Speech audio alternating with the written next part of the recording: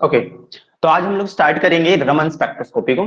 ठीक है, आज रमन स्पेक्ट्रोस्कोपी देखने वाले हैं। प्रीवियसली हमने डिस्कस कर लिया रोटेशनल स्पेक्ट्रोस्कोपी और वाइब्रेशनल स्पेक्ट्रोस्कोपी।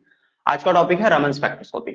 तो इसको डॉक्टर सीवी रमन और के एस कृष्णन ने 1928 में डिस्कवर किया था इस फिनोमेनन को। Raman spectrum is a scattering phenomenon. हम जब रोटेशनल स्पेक्ट्रोस्कोपी और वाइब्रेशनल स्पेक्ट्रोस्कोपी के बारे में जब डिस्कस कर रहे थे तो वह सभी एब्जॉर्प्शन फिनोमेनन पे बेस्ड था, बट यहाँ पे जब रमन स्पेक्ट्रोस्कोपी में हम लोग बात करेंगे वो स्कैटरिंग फिनोमेनन पे बेस्ड है। ठीक है, स्कैटरिंग फिनोमेनन पे, स्कैटरिंग फिनोमेनन पे, वही वाला जो जिसकी वजह से जो स्काई रहता है ब्लू दिखता है। जैसे इलेक्ट्रोमैग्नेटिक रेडिएशन जैसे सन से आते हैं तो जो एयर में जो पार्टिकल प्रेजेंट रहता है ना, वो क्या करते हैं, एब्जॉर्ब कर लेता है उस रेडिएशन को और फिर हर एक डायरेक्शन में एमिट करता है उसी रेडिएशन को। इसको बोलते हैं स्कैटरिंग फिनोमेनन। ठीक है, तो इसी फिनोमेनन के ऊपर ये वाला स्पेक्ट्रोस्कोपी बेस्ड है, मतलब रमन स्पेक्ट्रोस्कोपी इसी स्कैटरिंग फिनोमेनन के ऊपर बेस्ड है। ठीक, the incident radiation of the Raman spectrum belongs to the visible region. तो इसमें विजिबल रीजन के इलेक्ट्रोमैग्नेटिक रेडिएशंस यूज किए जाते हैं रमन स्पेक्ट्रोस्कोपी में। द रमन शिफ्ट जिसको डेल्टा वी से रिप्रेजेंट किया गया है। ठीक है, ये डेल्टा वी वाइब्रेशनल वाला नहीं है, ये रमन वाला delta we. The Raman shift belongs to the region of 10 centimeter inverse to 4000 centimeter inverse। ठीक है, 4000 centimeter inverse। और इसका रीजन कहां से कहां तक आता है, फार आईआर से लेकर के मिडिल आईआर रीजन के बीच में आता है ये वाला रेंज। मतलब ये जो सेंटीमीटर के वैल्यूज हैं 10 सेंटीमीटर से लेकर के 4000 सेंटीमीटर इनवर्स तक का जो वैल्यू है वो फार आईआर रीजन से मिडिल आईआर रीजन के बीच में आता है। ठीक है, सभी क्लियरली सुन पा रहे हैं ना? ठीक है, एक बार रिस्पॉन्ड करिए। तो स्टार्टिंग में पूछना भूल गया, सभी को क्लियरली आवाज सुनाई दे रहा है? Yes sir. तो चलिए फिर नेक्स्ट पॉइंट क्या है, according to this scattering phenomena the incident photon interact with the sample molecule then scattering occur. तो जैसे कि अभी हम लोग बात कर रहे थे, इसके अकॉर्डिंग क्या होता है कि इलेक्ट्रोमैग्नेटिक रेडिएशन सैंपल के थ्रू गुजरता है और सैंपल में प्रेजेंट जितने भी मॉलिक्यूल्स रहेंगे वो इस इलेक्ट्रोमैग्नेटिक रेडिएशन का एब्जॉर्ब करेगा, फिर उसके बाद स्कैटरिंग का फिनोमेना होता है। ठीक, most of the scattering occur due to elastic collision. ये बहुत इंपॉर्टेंट चीज है। जो ज्यादातर स्कैटरिंग होगा वो इलास्टिक कोलिजन की वजह से होता है। इलास्टिक कोलिजन में क्या होता है कि जैसे ये कोई पार्टिकल है या फिर ये कोई मॉलिक्यूल है, उसमें कोई इलेक्ट्रोमैग्नेटिक रेडिएशन आया, इलास्टिकली कोलाइड किया। इलास्टिकली कोलाइड बोलने का मतलब कि जैसा आया वो वैसे ही लौट जाएगा, मतलब उसी एनर्जी के साथ वो वापस लौट जाएगा। इसमें ये क्या हुआ है, इलेक्ट्रोमैग्नेटिक इसके सरफेस पे आया, टकराया और वापस से चला गया, इसको बोलते हैं इलास्टिक कोलिजन। ठीक है, hence the frequency of scattered photon and the incident photons are same। तो इससे होता क्या है, इलास्टिक कोलिजन से जिस भी फ्रीक्वेंसी का इलेक्ट्रोमैग्नेटिक रेडिएशन आया है वही इलेक्ट्रोमैग्नेटिक रेडिएशन सिर्फ इसकी सरफेस पे टकराएगा और उसी एनर्जी के साथ वापस से ट्रांसमिट हो जाएगा या फिर स्कैटर हो जाएगा। ठीक है, इसको बोला जाता है इलास्टिक कोलिजन। और मोस्ट ऑफ द कोलिजन ऐसे ही होते हैं, इसको जिसको बोला जाता है elastic collision. Hence the frequency of scattered photon and incident photons are same। जिसकी वजह से जो फोटोन इंसिडेंट हुए हैं, अब इलेक्ट्रोमैग्नेटिक रेडिएशन फोटॉन्स, ठीक है, ये जो फोटॉन्स इंसिडेंट हुए हैं इस पार्टिकल के ऊपर, उनका फ्रीक्वेंसी और साथ में जो ट्रांसमिट हुआ है, मतलब जो फोटोन स्कैटर हुए हैं उनका फ्रीक्वेंसी, वो दोनों ही फ्रीक्वेंसी क्या रहता है, सेम रहता है। इलास्टिक कोलिजन की वजह से जो भी फ्रीक्वेंसी में किसी भी तरीके का कोई चेंज नहीं आता, इंसिडेंट फोटोन और स्कैटर्ड फोटोन के। ठीक है, ऐसे टाइप के फिनोमेनन को बोला जाता है रिले स्कैटरिंग। इस टाइप के फिनोमेनन को हम लोग बोलेंगे रिले स्कैटरिंग। और ये म्यू नॉट और म्यू एस किसको रिप्रेजेंट कर रहा है, म्यू नॉट ये रिप्रेजेंट कर रहा है फ्रीक्वेंसी ऑफ इंसिडेंट फोटोन को और ये रिप्रेजेंट कर रहा है फ्रीक्वेंसी ऑफ स्कैटर्ड फोटोन को। तो इलास्टिक कोलिजन में क्या होता है कि पार्टिकल के ऊपर इलेक्ट्रोमैग्नेटिक रेडिएशन आता है, उसके सरफेस से टकरा करके वो वापस चला जाएगा विद द सेम एनर्जी। ठीक है, इसमें एनर्जी में अगर चेंजेस नहीं आ रहे हैं तो ना ही वेवलेंथ में चेंजेस आएंगे। ठीक है, तो ये हो गया रिले स्कैटरिंग। और relay scattering he most of the cases में देखने को मिलता है हम लोगों को। नेक्स्ट पॉइंट पे आते हैं। नेक्स्ट पॉइंट क्या बोल रहा है, only few collisions are inelastic. अब जितने भी कोलिजन्स हुए हैं 1 in a million, जितने भी कोलिजन्स हुए हैं उनमें से कुछ ही बस इन इलास्टिक कोलिजन्स शो करते हैं।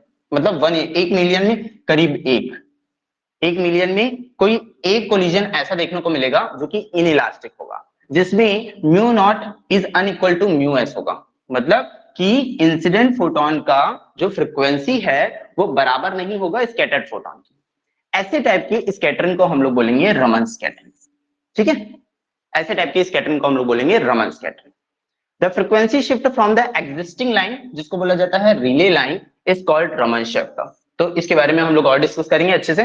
द फ्रीक्वेंसी शिफ्ट, अब एक रिले लाइन का एक स्पेक्ट्रम में एक लाइन आता है जिसको रिले लाइन बोला जाता है, जिस जो कि ये वाला जो लाइन आएगा वो इलास्टिक कोलिजन्स की वजह से आता है।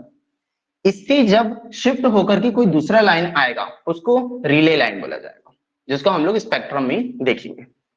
ठीक है, तो ये सभी थ्योरी था, इसका कुछ पॉइंट्स थे जिसको याद रखना है। इनमें से एक पॉइंट डायरेक्टली एक बार क्वेश्चन में आ गया था, बहुत पहले की बात है, बहुत पहले आया था ये वाला क्वेश्चन कि जो रिले स्कैटरिंग होता है उनमें से कौन सा कोलिजन देखने को मिलता है, elastic collision, in elastic collision. तो इसी में कंफ्यूजन हो जाता है, तो ये इलास्टिक कोलिजन देखने को मिलता है। और जब रमन स्कैटरिंग होगी तो इन इलास्टिक कोलिजन देखने को मिलेगा। इन इलास्टिक कोलिजन जो होता है 1 in a million होता है। ठीक है, तो ये सारी चीजें। आते हैं आगे नेक्स्ट। अब देखिए इसमें क्या हो रहा है, सैंपल पे इलेक्ट्रोमैग्नेटिक रेडिएशन जिसका जो फ्रीक्वेंसी है म्यू नॉट से रिप्रेजेंट किया गया है। इसमें जैसे ही सैंपल में ये जब इलेक्ट्रोमैग्नेटिक रेडिएशन को वो कराया जाएगा, इंसर्ट करवाया जाएगा, तो उसमें क्या होगा, सैंपल उन सभी इलेक्ट्रोमैग्नेटिक रेडिएशन को एब्जॉर्ब करेगा, फिर स्कैटरिंग फिनोमेनन दिखाएगा। अब ये वाला जो स्कैटरिंग है वो दो टाइप से हो सकता है, एक इलास्टिक कोलिजन की वजह से हो सकता है और दूसरा इन इलास्टिक कोलिजन की वजह से हो सकता है। इलास्टिक कोलिजन वाले को हम लोग बोल रहे हैं रिले स्कैटरिंग और दूसरा इन इलास्टिक कोलिजन वाले को हम लोग बोल रहे हैं रमन स्कैटरिंग।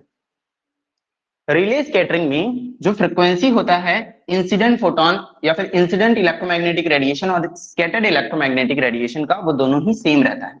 और रमन स्कैटरिंग में जैसे कि अभी बात की, इंसिडेंट फोटोन का या फिर इंसिडेंट इलेक्ट्रोमैग्नेटिक रेडिएशन का जो फ्रीक्वेंसी होगा वो अनइक्वल होगा स्कैटर्ड इलेक्ट्रोमैग्नेटिक रेडिएशन से।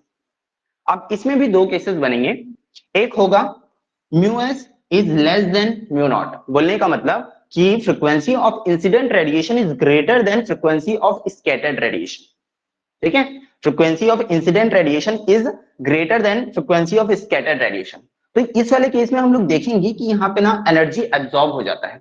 अगर आप देख सकते हैं यहाँ पे कि इंसिडेंट फोटोन का जो फ्रीक्वेंसी है वो कम हो गया, सॉरी इंसिडेंट फोटोन का जो फ्रीक्वेंसी है वो ज्यादा है स्कैटर्ड रेडिएशन, स्कैटर्ड वाले फोटोन से।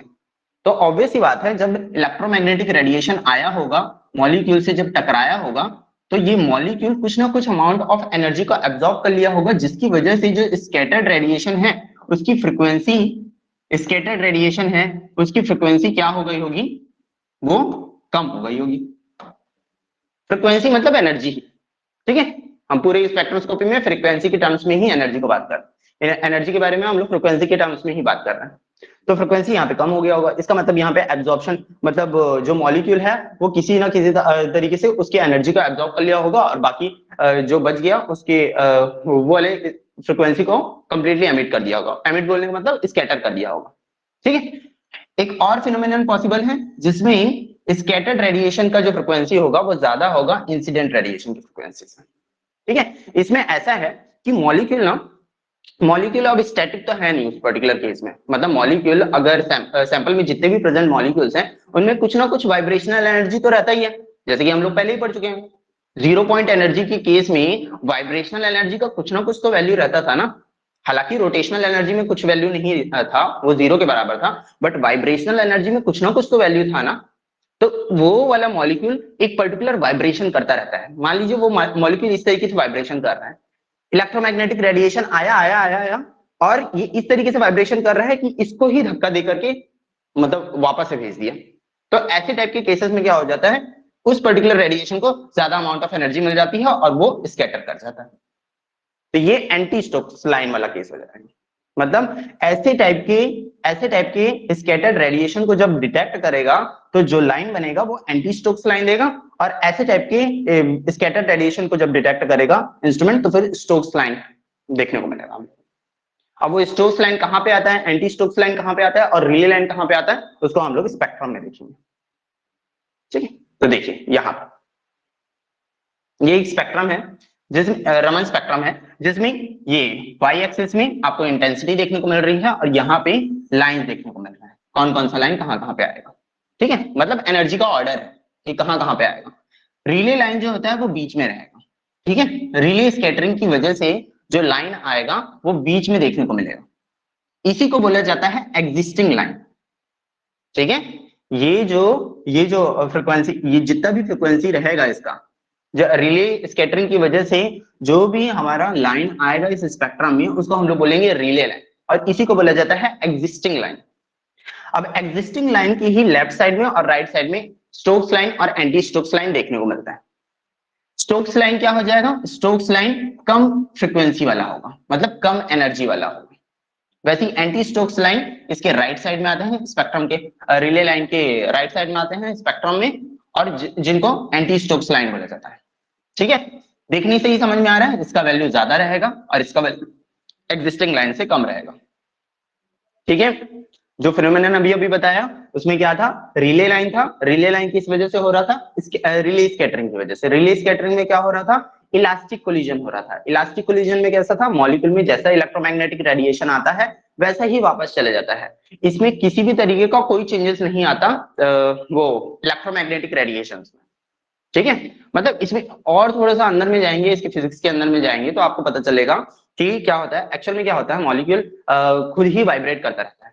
ठीक है, जब हम लोग सिलेक्शन मतलब इसके कंडीशंस के बारे में डिस्कस करेंगे तो आपको पता चलेगा कि कोई भी सा मॉलिक्यूल रमन एक्टिव तब होगा जब रोटेशन के साथ साथ या फिर वाइब्रेशन के साथ साथ उसकी पोलराइजेबिलिटी में चेंज आ जाए। पोलराइजेबिलिटी मतलब एक पोल्स का जनरेशन होना। ठीक है, उसके बारे में आगे डिस्कस करते हैं हम लोग, फिलहाल के लिए इसको देखिए। ये रिले लाइन है। रिले लाइन किस वजह से आया, रिले स्कैटरिंग की वजह से। रिले स्कैटरिंग क्या होता है, रिले स्कैटरिंग में मॉलिक्यूल में जिस तरीके से इलेक्ट्रोमैग्नेटिक रेडिएशन आता है, मतलब जितनी एनर्जी से आएगा उतनी ही एनर्जी से स्कैटर कर जाता है, उसको हम लोग बोलेंगे रिले लाइन। मतलब ऐसे टाइप के स्कैटर्ड रेडिएशन को डिटेक्ट करने के बाद अगर इंस्ट्रूमेंट कोई लाइन बनाता है तो उसको हम लोग बोलेंगे रिले लाइन। ठीक है, ये रिले लाइन कैसे पता चलेगा, वो इलेक्ट्रोमैग्नेटिक रेडिएशन जितने फ्रिक्वेंसी का इलेक्ट्रोमैग्नेटिक रेडिएशन हम लोगों ने डाला है वो तो पता है ना हम लोगों को। तो जो स्कैटर्ड रेडिएशन को डिटेक्ट करेगा हमारा इंस्ट्रूमेंट, वो उतनी ही फ्रिक्वेंसी का स्कैटर्ड रेडिएशन को डिटेक्ट करेगा और उतनी ही वैल्यू पे ये वाला पीक आएगा। तो इसे पता चल जाता है कि एग्जिस्टिंग लाइन यही है और रिले लाइन यही है। इससे पीछे की तरफ जो आ रहा है वो स्टोक्स लाइन हो गया और इसके सामने की तरफ जो आ रहा है वो एंटी स्टोक्स लाइन हो गया। ठीक, पोजीशंस ऑफ लाइन समझ में आ गया यहाँ पे सभी को, कोई दिक्कत यहाँ तक?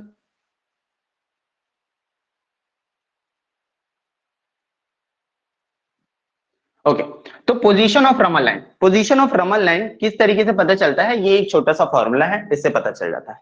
कैसे, देखिए, फ्रीक्वेंसी ऑफ स्कैटर्ड रेडिएशन या फ्रीक्वेंसी ऑफ स्टोक्स लाइन या फिर एंटी स्टोक्स लाइन, उसको किस तरीके से डिनोट किया जाता है, mu not plus minus del V. अब इससे क्या मतलब, डेल वी बोलने का मतलब ये है डेल, ये है डेल वी।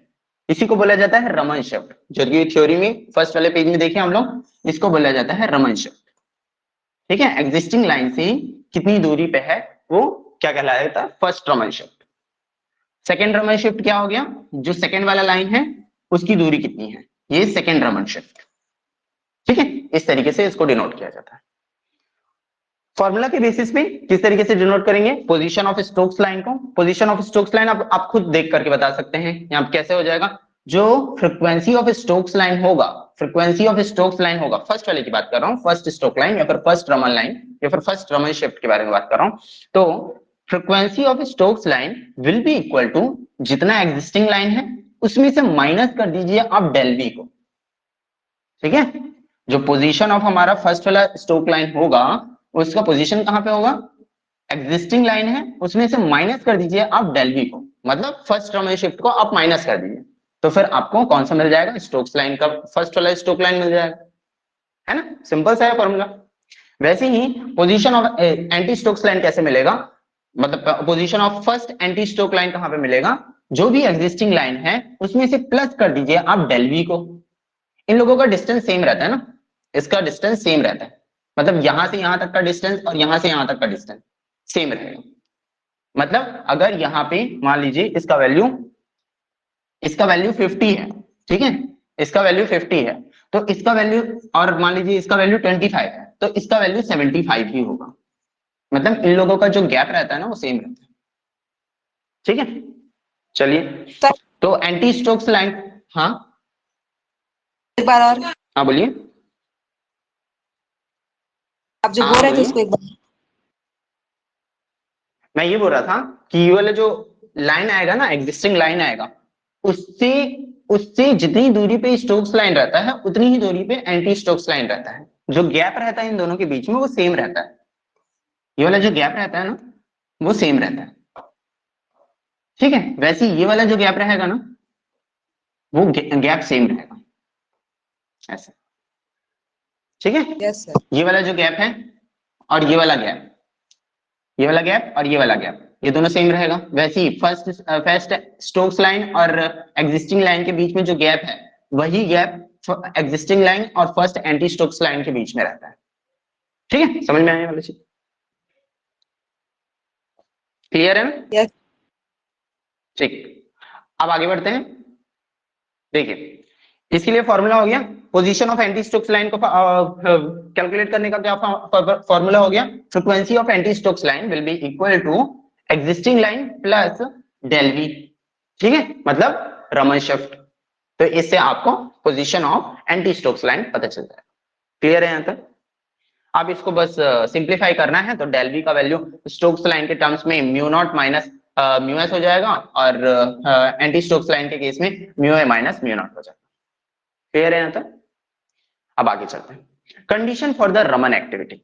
रमन एक्टिव, जिस तरीके से हम लोगों ने रोटेशनल में रोटेशनल एक्टिव कौन कौन से मॉलिक्यूल हो सकते हैं उसको देखा, वाइब्रेशनल में भी देखा कि कौन कौन से मॉलिक्यूल वाइब्रेशनल स्पेक्ट्रा शो करेंगे, वैसे ही हम लोग रमन स्पेक्ट्रोस्कोपी में देखेंगे कौन कौन से मॉलिक्यूल रमन एक्टिव होते हैं, ठीक है। रोटेशनल के केस में हम लोगों ने क्या पढ़ा था, उसके लिए दो कंडीशंस था। एक तो पहला, मॉलिक्यूल को गैस होना चाहिए, और दूसरा, मॉलिक्यूल के पास परमानेंट डाइपोल मोमेंट होना चाहिए। वाइब्रेशनल स्पेक्ट्रोस्कोपी में हम लोगों ने देखा कि जब कभी भी मॉलिक्यूल वाइब्रेट करे तो उसके परमानेंट डाइपोल मोमेंट में चेंजेस आने जरूरी है, मतलब चेंजेस आना ही चाहिए। और एक और बात था उसमें कि होमोडायटोमिक मॉलिक्यूल्स कभी भी वाइब्रेशनली एक्टिव नहीं होते। वैसे ही रमन एक्टिव किसी भी मॉलिक्यूल को रमन एक्टिव होने के लिए क्या कंडीशन है देखते हैं। ड्यूरिंग वाइब्रेशन या फिर रोटेशन, ड्यूरिंग वाइब्रेशन या फिर rotation, polarisability of the molecule must change. अब ये पोलराइजेबिलिटी को समझने के लिए ना पोलराइजेबिलिटी एलिप्सॉइड को बनाना पड़ेगा, तो उस पर बहुत ज्यादा हम लोग डीप नहीं जाएंगे। मैं बस आपको एक जनरलाइजेशन, मतलब एक थोड़ा सा आउटव्यू दे देता हूँ कि किस तरीके से होता है ये वाला चीज। एक्चुअल में ना जब कभी भी ये रमन स्पेक्ट्रोस्कोपी को हम लोग दो टर्म्स में बात करते हैं, एक रोटेशनल रमन और एक वाइब्रेशनल रमन। अब रोटेशन बोलो या चाहे वाइब्रेशन बोलो, ये एक तरीके का मोशन होता है मॉलिक्यूल में। रोटेशन हो रहा है मतलब एक तरीके का मोशन ही है, वाइब्रेशन हो रहा है एक तरीके का मोशन ही है। तो जब जब कभी भी मॉलिक्यूल रोटेट कर रहा हो या फिर वाइब्रेट कर रहा हो, उन दोनों ही मोशन के केस में मॉलिक्यूल की पोलराइजेबिलिटी में चेंजेस आने चाहिए। पोलराइजेबिलिटी में चेंजेस आने का मतलब ये कि जैसे कि HCl मॉलिक्यूल है, ठीक है, ये HCl मॉलिक्यूल है, और मॉलिक्यूल, ये वाला मॉलिक्यूल जो है रोटेट कर रहा है, अपने एक्सिस में रोटेट कर रहा है, और इस तरफ पोल्स लगे हुए हैं, मान लीजिए पोल्स लगे हुए हैं ऐसे करके। तो इनका जो इलेक्ट्रॉन का डिस्प्लेसमेंट होगा ना, जैसे नेगेटिव चार्ज है तो नेगेटिव नेगेटिव रिपल्शन होगा, तो इलेक्ट्रॉन का डिस्प्लेसमेंट थोड़ा इस तरफ होकर के रहेगा इसका, ठीक है, इस तरफ होकर के रहेगा।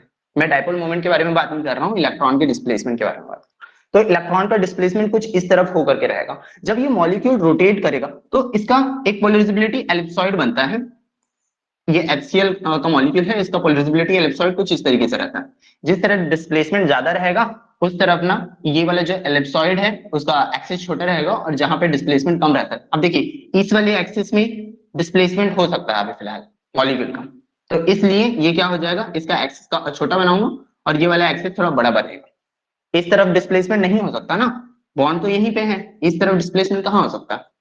तो जब ये मॉलिक्यूल रोटेट करेगा तो इसका डिस्प्लेसमेंट धीरे धीरे करके कम होने लगेगा, कम होने लगेगा, जिसकी वजह से इसके एलिप्सॉइड में चेंजेस देखने को मिलते हैं हम लोगों को। ठीक है, इसके एलिप्सॉइड में चेंजेस देखने को मिलता है। तो अगर ये वाला एलिप्सॉइड में चेंजेस देखने को मिल रहा है ड्यूरिंग वाइब्रेशन या फिर रोटेशन, तो उस केस में हम लोग बोलेंगे कि वो वाला पर्टिकुलर मॉलिक्यूल क्या है, रमन एक्टिव है।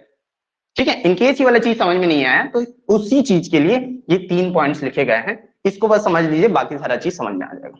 मतलब बाकी सारे ये कंडीशंस को याद करने की जरूरत नहीं है फिर, बट इतना जरूर याद रखिएगा कि एक कंडीशन होता है, जैसे कि वाइब्रेशन में पढ़े वैसे ही रमन रोटेशन में पढ़े, इसमें भी एक कंडीशन होता है ड्यूरिंग वाइब्रेशन और rotation polarisability of the molecule must change. ठीक, अब कौन कौन से मॉलिक्यूल एक्टिव होते हैं उसको देख लेते हैं। रमन एक्टिव होने के लिए मॉलिक्यूल को पहले तो 2 टर्म्स में बात कर लेते हैं, एक बार रोटेशनल रमन और एक बार वाइब्रेशनल रमन। ठीक है, रोटेशनल रमन कौन कौन से मॉलिक्यूल होंगे, एक्सेप्ट स्फेरिकल टॉप मॉलिक्यूल, सभी के सभी मॉलिक्यूल्स क्या होते हैं, रोटेशनली एक्टिव होते हैं, रोटेशनल रमन स्पेक्ट्रा शो करते हैं। ठीक है, except spherical top molecule, tetrahedral, octahedral, icosahedral, ये all the molecules can give rotational Raman spectra. सिर्फ स्फेरिकल टॉप के मॉलिक्यूल्स रोटेशनल रमन इनएक्टिव होंगे, बाकी सभी मॉलिक्यूल्स रोटेशनल रमन एक्टिव होते हैं। वाइब्रेशनल रमन कौन कौन से एक्टिव होता है, all the type of molecule including spherical top can give vibrational Raman spectra. मतलब जितने भी टाइप के मॉलिक्यूल्स हैं वो सभी वाइब्रेशनल रमन एक्टिव होते हैं। एक लास्ट कैटेगरी आता है रोटेशन प्लस वाइब्रेशनल रमन। तो जितने भी टाइप के मॉलिक्यूल्स हैं, जितने भी टाइप के एग्जिस्टिंग मॉलिक्यूल्स हैं, वो सभी के सभी rotation plus vibrational Raman active होते हैं। ठीक है, तो इसमें ज्यादा कोई वो नहीं है, ज्यादा कोई वो क्राइटेरियाज नहीं है, सिर्फ Raman spectroscopy, Raman rotational active होने के लिए मॉलिक्यूल को स्फेरिकल टॉप नहीं होना चाहिए, सिर्फ स्फेरिकल टॉप मॉलिक्यूल्स ही बस रोटेशनल रमन इनएक्टिव होते हैं, बाकी सभी मॉलिक्यूल्स रोटेशनल रमन एक्टिव होंगे, वाइब्रेशनल रमन एक्टिव होंगे और rotation plus vibrational Raman active होंगे। ठीक है, किसी भी तरीके का कोई कंडीशन नहीं लगता है इसमें, मतलब इसको याद रखने का तरीका है। अब चलिए देख लेते हैं कैसे कैसे। उसमें मोमेंट ऑफ इनर्शिया तीनों होता है इसीलिए।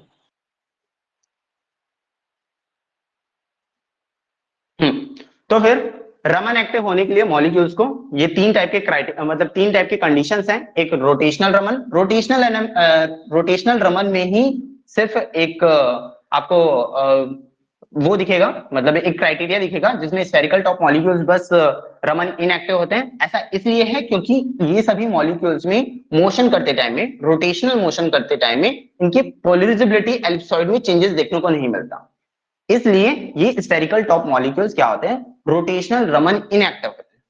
ठीक है, बट वाइब्रेशनल रमन एक्टिव होते हैं इन लोग, वाइब्रेशनल रमन एक्टिव होते हैं। वाइब्रेशनल रमन क्यों बोल रहा हूं, क्योंकि यहाँ पे वाइब्रेशन में जब चेंजेस आएगा, वाइब्रेशन करते टाइम में जब पोलराइजेबिलिटी एलिप्सॉइड में चेंजेस आते हैं, किनके, ये स्फेरिकल टॉप मॉलिक्यूल्स के भी, तो इसलिए इन लोग रमन एक्टिव हो जाते हैं। और रोटेशन प्लस वाइब्रेशन में दोनों ही केस आ जाता है, तो रोटेशन में अगर चेंजेस नहीं आ रहा है तो वाइब्रेशन में ऑब्वियस सी बात है चेंजेस आएगा, क्योंकि यहाँ पे हम लोग डिस्कस कर लिए। तो ओवरऑल यहाँ पे रोटेशन प्लस वाइब्रेशन में हर एक टाइप के मॉलिक्यूल्स क्या होते हैं, एक्टिव होते हैं। ठीक, आगे बढ़ते हैं। जैसे कि कुछ एग्जांपल्स हैं, यहाँ पे देखते हैं। सैंपल दिया हुआ है कुछ मॉलिक्यूल्स का, इसमें प्योर रोटेशन देखेंगे, प्योर वाइब्रेशन देखेंगे, रोटेशनल रमन देखेंगे और वाइब्रेशनल रमन देखेंगे। वाइब्रेशन प्लस रोटेशनल रमन इसलिए नहीं देख रहे हैं क्योंकि हर एक मॉलिक्यूल्स में राइट हो जाएगा। ठीक है, बाकी इस पे आते हैं फिलहाल। सैंपल जैसे H2 लिया गया है, हाइड्रोजन लिया गया है, तो H2 क्या है, लीनियर मॉलिक्यूल। H2 क्या है, लीनियर मॉलिक्यूल। इस लीनियर मॉलिक्यूल में अगर मैं बात करूं प्योर रोटेशन का, प्योर रोटेशनल स्पेक्ट्रम का, तो क्या प्योर रोटेशनली एक्टिव होगा ये वाला मॉलिक्यूल? नहीं होगा। क्यों नहीं होगा? हालांकि ये गैस तो है बट इसके पास परमानेंट डायपोल मोमेंट नहीं है, तो इसलिए यहां पे रॉन्ग किया गया है। ठीक है, प्योर वाइब्रेशनल के केस में क्या है, ये होमोडायटोमिक मॉलिक्यूल के केस में आ जाता है, तो इसलिए इनएक्टिव हो जाएगा। ठीक है, रोटेशनल रमन एक्टिव है। ऐसा क्यों एक्टिव है? क्योंकि स्फेरिकल टॉप मॉलिक्यूल के अंदर में नहीं आता ये, क्योंकि इसमें रोटेशनल रमन में सिर्फ एक ही क्राइटेरिया था जो कि फॉलो नहीं कर रहा था एक्टिविटी को, मतलब स्फेरिकल टॉप मॉलिक्यूल ही बस रोटेशनल रमन इनएक्टिव होते हैं, तो ये स्फेरिकल टॉप मॉलिक्यूल तो है नहीं, तो ये वाला क्या हो जाएगा, रोटेशनल रमन एक्टिव हो जाएगा। और वाइब्रेशनल रमन स्पेक्ट्रोस्कोपी के लिए सभी के सभी मॉलिक्यूल्स एक्टिव होते हैं। तो सभी के लिए पहले तो हम लोग राइट मार्क कर दिए हैं इसमें, ठीक है। बाकी लोगों के बीच में बाकी लोगों के लिए चेक कर लेते हैं, प्योर रोटेशन, प्योर वाइब्रेशन और रोटेशनल रमन के लिए। वाइब्रेशन रमन के लिए भी सभी मॉलिक्यूल्स एक्टिव होते हैं। अभी अभी हम लोगों ने देखा, अभी अभी यहीं पे देखा क्या, all the including spherical top molecule, सभी molecules rotational vibrational Raman active होता है, ठीक है। तो इसलिए सभी के लिए राइट राइट राइट हुए एक्टिव होगा, हर एक मॉलिक्यूल वाइब्रेशनल रमन एक्टिव होगा। मतलब वाइब्रेशनल रमन स्पेक्ट्रोस्कोपी में ये सभी के सभी मॉलिक्यूल्स पीक शो करेंगे, ठीक है। बाकी लोगों का देख लेते हैं। प्योर रोटेशनल स्पेक्ट्रोस्कोपी के लिए नाइट्रोजन तो होगा नहीं क्योंकि हालांकि गैस है, बट डायपोल मोमेंट इसमें होता नहीं है, तो इसलिए कट। प्योर वाइब्रेशन के लिए क्योंकि होमोडायटोमिक मॉलिक्यूल है इसलिए कट। रोटेशनल रमन के लिए एक्टिव होगा क्योंकि स्फेरिकल टॉप मॉलिक्यूल नहीं है ये। वैसे ही O2 के लिए भी कट हो जाएगा, इसके प्योर वाइब्रेशन के लिए भी कट हो जाएगा। अब आप समझ पा रहे होंगे कि क्यों ऐसा कट हुआ है, क्योंकि O2 भी होमोडायटोमिक मॉलिक्यूल है और इसमें भी परमानेंट डायपोल मोमेंट होता नहीं है, तो ये दोनों के लिए कट। रोटेशनल रमन के लिए एक्टिव ही होगा ये, ठीक। नेक्स्ट वाला केस CO क्या है, कार्बोनिल। इसमें क्या होता है, परमानेंट डायपोल मोमेंट भी होता है और साथ में गैस भी है, तो फिर प्योर रोटेशनली एक्टिव होगा ये वाला मॉलिक्यूल। प्योर वाइब्रेशनल एक्टिव होने के लिए बिल्कुल ये प्योर वाइब्रेशनल एक्टिव होगा। ड्यूरिंग वाइब्रेशन इसका डायपोल मोमेंट चेंज होता है और साथ साथ होमोडायटोमिक मॉलिक्यूल है भी नहीं है, ठीक है। तो इसलिए प्योर वाइब्रेशनल एक्टिव मॉलिक्यूल है ये। रोटेशनल रमन भी एक्टिव होगा ये क्योंकि ये स्फेरिकल टॉप मॉलिक्यूल में नहीं आता, ठीक है। स्फेरिकल टॉप मॉलिक्यूल में कौन कौन से आता है, टेट्राहेड्रल, ऑक्टाहेड्रल, आइकोसाहेड्रल, ये सभी, ठीक है। वाइब्रेशन रमन तो है। कार्बन डाइऑक्साइड मॉलिक्यूल क्योंकि हालांकि गैस है बट इसमें क्या होता है, ये परमानेंट डायपोल मोमेंट नहीं होता, तो इसलिए ये कट।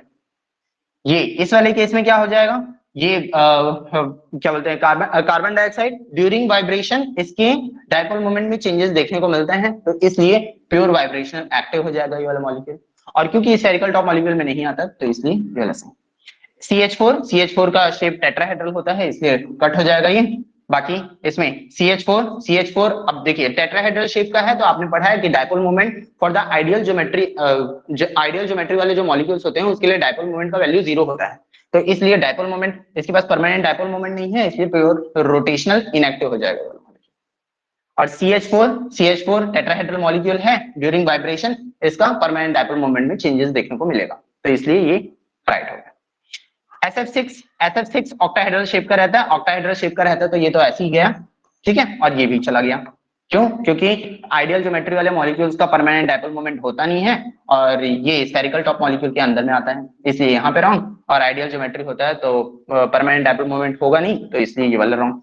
बाकी ये वाला राइट हो जाएगा क्योंकि इसमें ड्यूरिंग वाइब्रेशन आपको डायपोल मोमेंट में चेंजेस देखने को मिलेगा, ठीक है। तो ऐसे ऐसे करके हम डिफरेंट मॉलिक्यूल्स को उनके कैरेक्टरिस्टिक्स के बेसिस पे डिटरमाइन कर सकते हैं कि कौन सा रोटेशनल एक्टिव होगा या वाइब्रेशनल एक्टिव होगा, रोटेशन रमन एक्टिव होगा और वाइब्रेशन रमन एक्टिव होगा, ठीक है। वाइब्रेशन रमन में तो सभी के सभी आ जाते हैं, जिस तरीके से रोटेशन प्लस वाइब्रेशन रमन में आ रहा है। क्लियर है यहाँ तक? अब आगे बढ़ते हैं, quantum theory of the Raman spectrum. अब इसमें होता क्या है, देखिए कोई भी सा मॉलिक्यूल मान लीजिए इस वाले एनर्जी स्टेट पे है, ठीक है, इस वाले एनर्जी स्टेट पे है, मैं वाइब्रेशन का ले रहा हूं फिलहाल, ये वाइब्रेशन लेवल्स हैं, ये वाइब्रेशनल लेवल्स हैं। अब आपको पता है कि वाइब्रेशनल लेवल्स के अंदर में भी रोटेशनल लेवल्स भी आते हैं, है ना। अब क्योंकि बहुत ज्यादा हॉचपॉच हो जाएगा करके उसको शो नहीं किया, तो ये क्या है, ये वाइब्रेशनल लेवल्स हैं, डिफरेंट वाइब्रेशन है। मान लीजिए कि कोई मॉलिक्यूल यहाँ पे प्रेजेंट होगा, तो इलेक्ट्रोमैग्नेटिक रेडिएशन आया जिसकी फ्रीक्वेंसी करीब μ0 थी, ठीक है। तो उसने एनर्जी एब्जॉर्ब करके एक वर्चुअल एक्साइटेड स्टेट में चला गया, वापस से जब वो नीचे की तरफ आएगा तो ये अपर वाले एनर्जी लेवल पे आता है, जिसकी वजह से जो स्कैटर्ड रेडिएशन होगा, बताइए यहाँ पे स्कैटर्ड रेडिएशन ये इंसिडेंट रेडिएशन से ज्यादा होना चाहिए कि कम होना चाहिए उस केस में।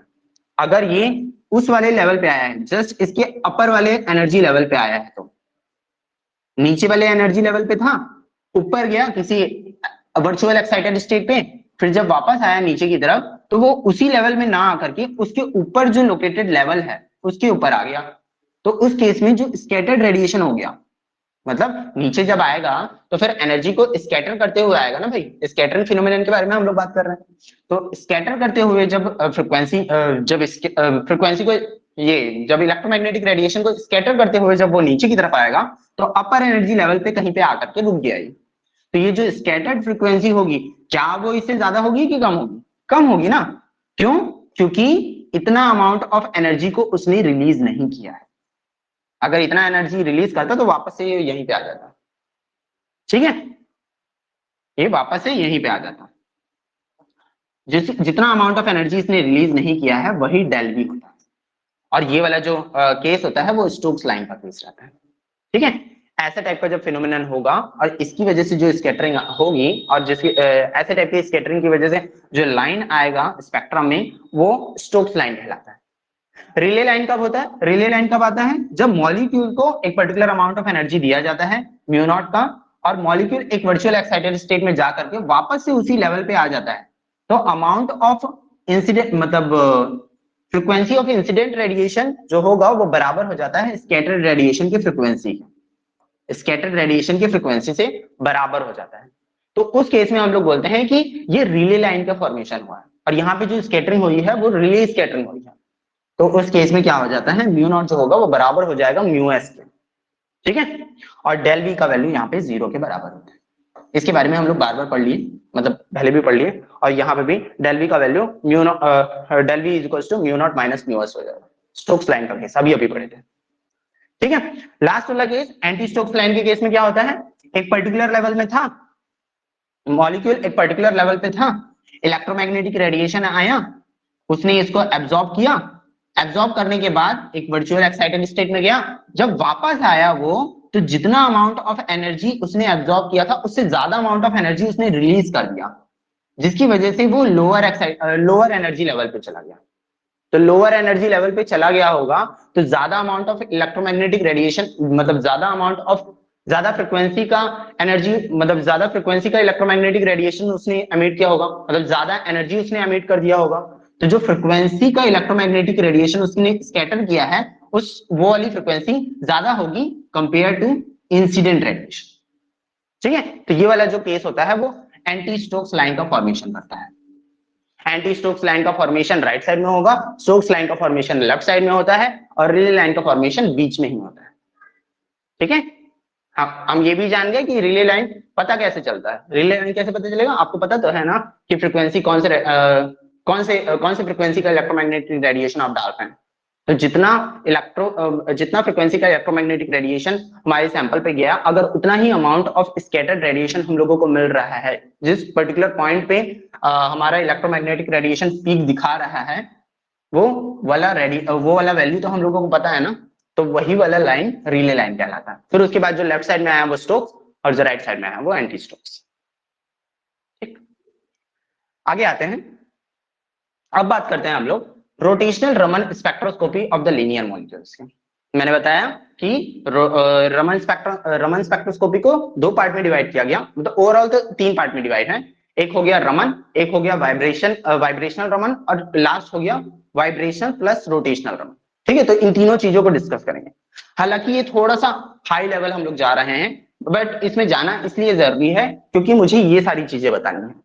ये सारी चीजें मतलब इन सभी चीजों को, सिलेक्शन रूल्स को बताना है, क्योंकि सिलेक्शन रूल से क्वेश्चंस आते हैं।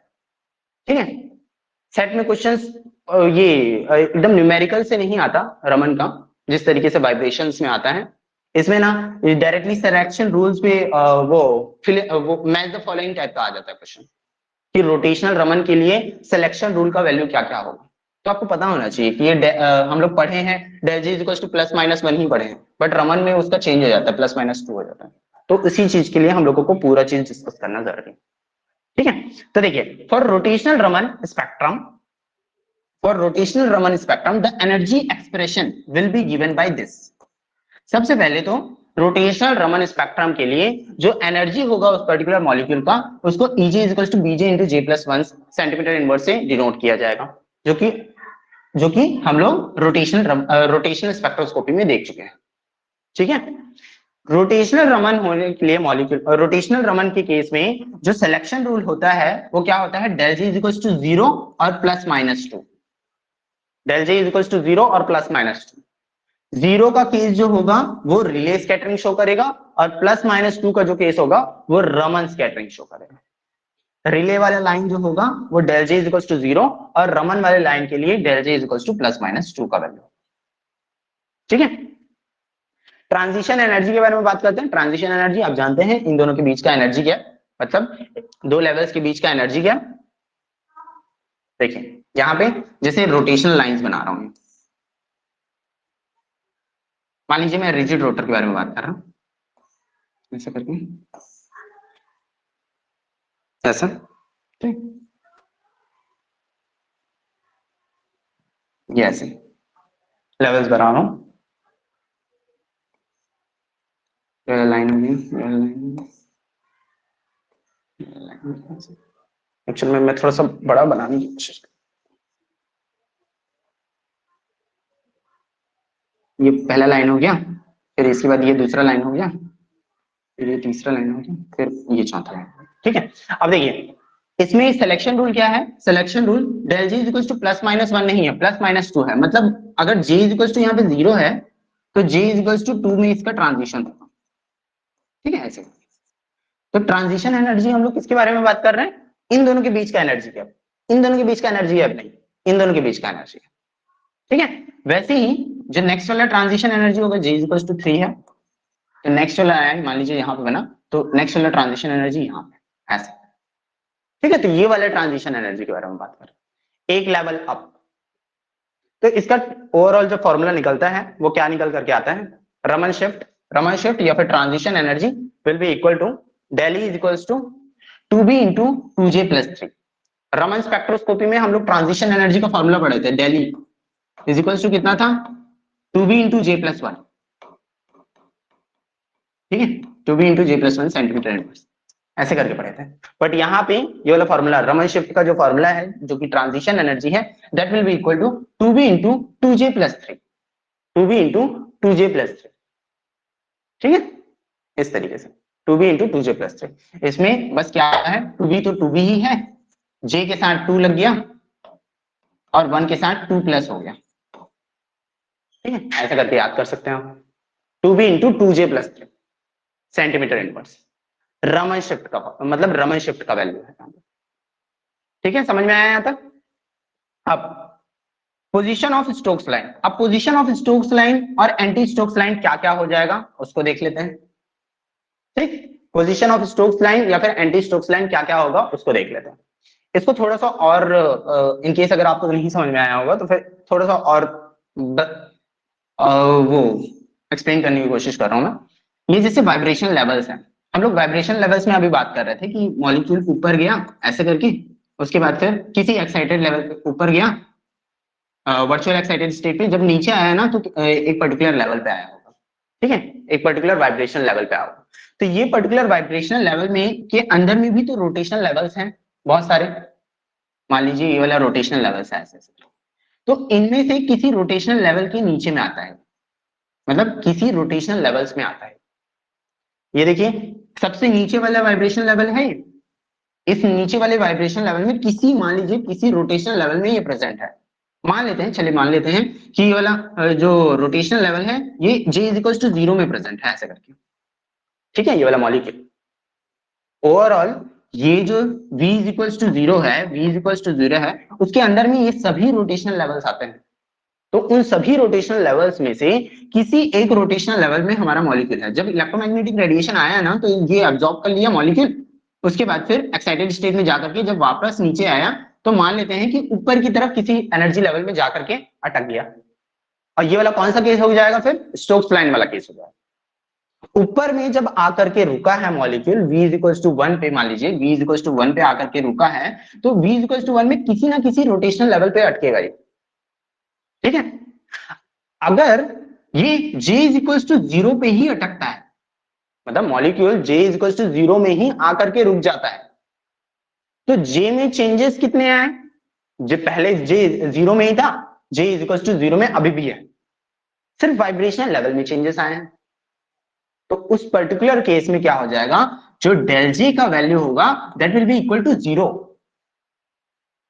ये वाला जो स्कैटरिंग का केस होगा that will be Rayleigh scattering, Rayleigh scattering वाला केस होगा ये। क्या मैं सही बोल रहा हूं बताइए? क्या ये रिले स्कैटरिंग वाला केस होना चाहिए? सर इसमें 2 सेलेक्टर रूल कैसे आ गए? क्या बोले? सर सेलेक्टर इसको रूल रिपीट 0 कीजिए ना।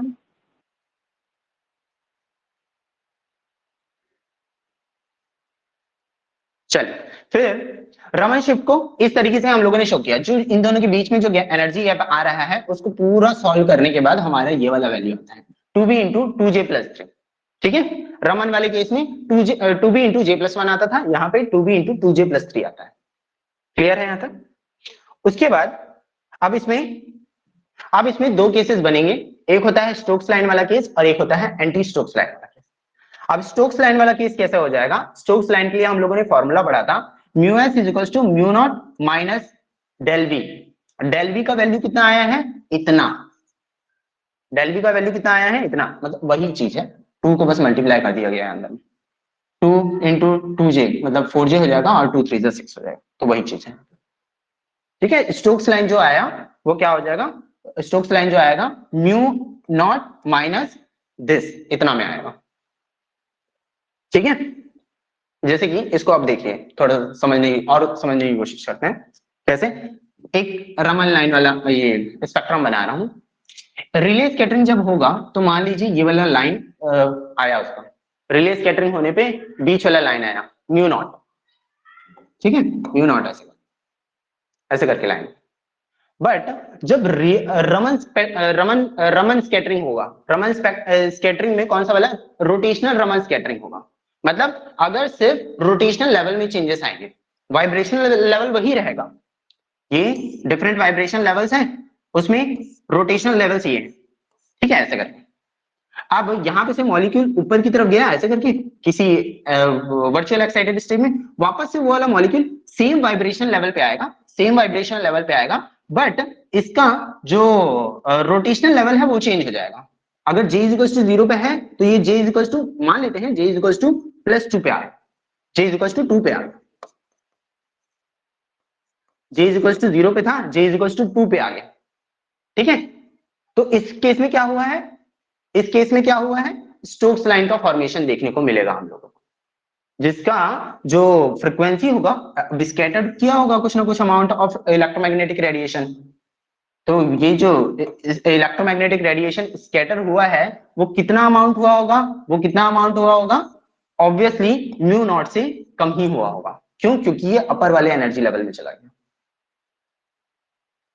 ठीक है, तो ये जो एनर्जी गैप आया, जितने अमाउंट ऑफ एनर्जी इसमें कम होगी, म्यू एस में जितना अमाउंट ऑफ एनर्जी कम होगा वो किसके बराबर होगा? इतना के ही बराबर होगा ना। म्यू नॉट और म्यू एस के बीच में जो एनर्जी का गैप होगा वो किसके बराबर होगा? डेल वी के बराबर ही तो होगा ना, डेल वी के बराबर। क्योंकि इलेक्ट्रोमैग्नेटिक रेडिएशन एब्जॉर्ब किया इसने म्यू नॉट का, जब नीचे नीचे आया ये और अपर एनर्जी लेवल में जा करके रुक गया तो म्यू एस अमाउंट का एनर्जी इसने एमिट किया, तो जो म्यू एस का अमाउंट का एनर्जी होगा वो ऑब्वियसली कम होगा, और कितना कम होगा? डेल वी अमाउंट से कम होगा। ठीक है, यही है रमन शिफ्ट। और इसका जो वैल्यू आता, इसका जो लाइन आएगा वो इस तरफ आएगा, क्योंकि म्यू नॉट से म्यू एस क्या है? छोटा है, तो इसलिए लेफ्ट साइड में आ रहा है। और इसको हम लोग बोलेंगे स्टोक्स लाइन, और ये वाला जो डायग्राम है वो भी स्टोक्स लाइन का है। यहाँ पे वाइब्रेशनल लेवल में चेंजेस नहीं आए, सिर्फ और सिर्फ रोटेशनल लेवल में चेंजेस आए। रोटेशनल लेवल में चेंजेस आने की वजह से एक स्टोक्स लाइन आया, और स्टोक्स लाइन को हम लोग स्पेक्ट्रम में लेफ्ट साइड में शो करेंगे, और यही है रोटेशनल रमन स्पेक्ट्रम। ठीक है, वाइब्रेशनल लेवल में कोई चेंजेस नहीं आया, पहले भी यहीं पे था, फर्स्ट वाले लेवल पे ही था वाइब्रेशन के, अभी भी यहीं पे है, फर्स्ट वाले वाइब्रेशन लेवल पे है। सेकंड वाले वाइब्रेशन लेवल में कब जाता है? जब यहां कहीं पे रोटेशनल लेवल में आकर के रुकता है, बट रुका कहां पे है? नीचे वाले लेवल पे ही रुका है। तो है तो वाइब्रेशन लेवल फर्स्ट में ही है ना, है तो वाइब्रेशन लेवल फर्स्ट में ही। समझ में आया? समझ में आया क्या? ठीक है, बताइए, समझ में आया क्या? अब आते हैं आगे। देखिए, तो इस तरीके से आप पोजीशन ऑफ स्ट्रोक लाइन को याद रखिए, जो फॉर्मूला हम लोगों ने पढ़ा है, स्टार्टिंग में ही पढ़ा। पोजीशन ऑफ स्ट्रोक लाइन का फॉर्मूला ये रहता है। पोजीशन ऑफ स्ट्रोक्स लाइन का फॉर्मूला कहां है? पोजीशन ऑफ स्टोक्स लाइन का फॉर्मूला ये रहता है। Position of anti Stokes line का फॉर्मूला ये रहता है। मतलब एग्जिस्टिंग लाइन से डेल बी अमाउंट कम, एग्जिस्टिंग लाइन से डेल बी अमाउंट ज्यादा। ठीक है, इसको याद रखिए।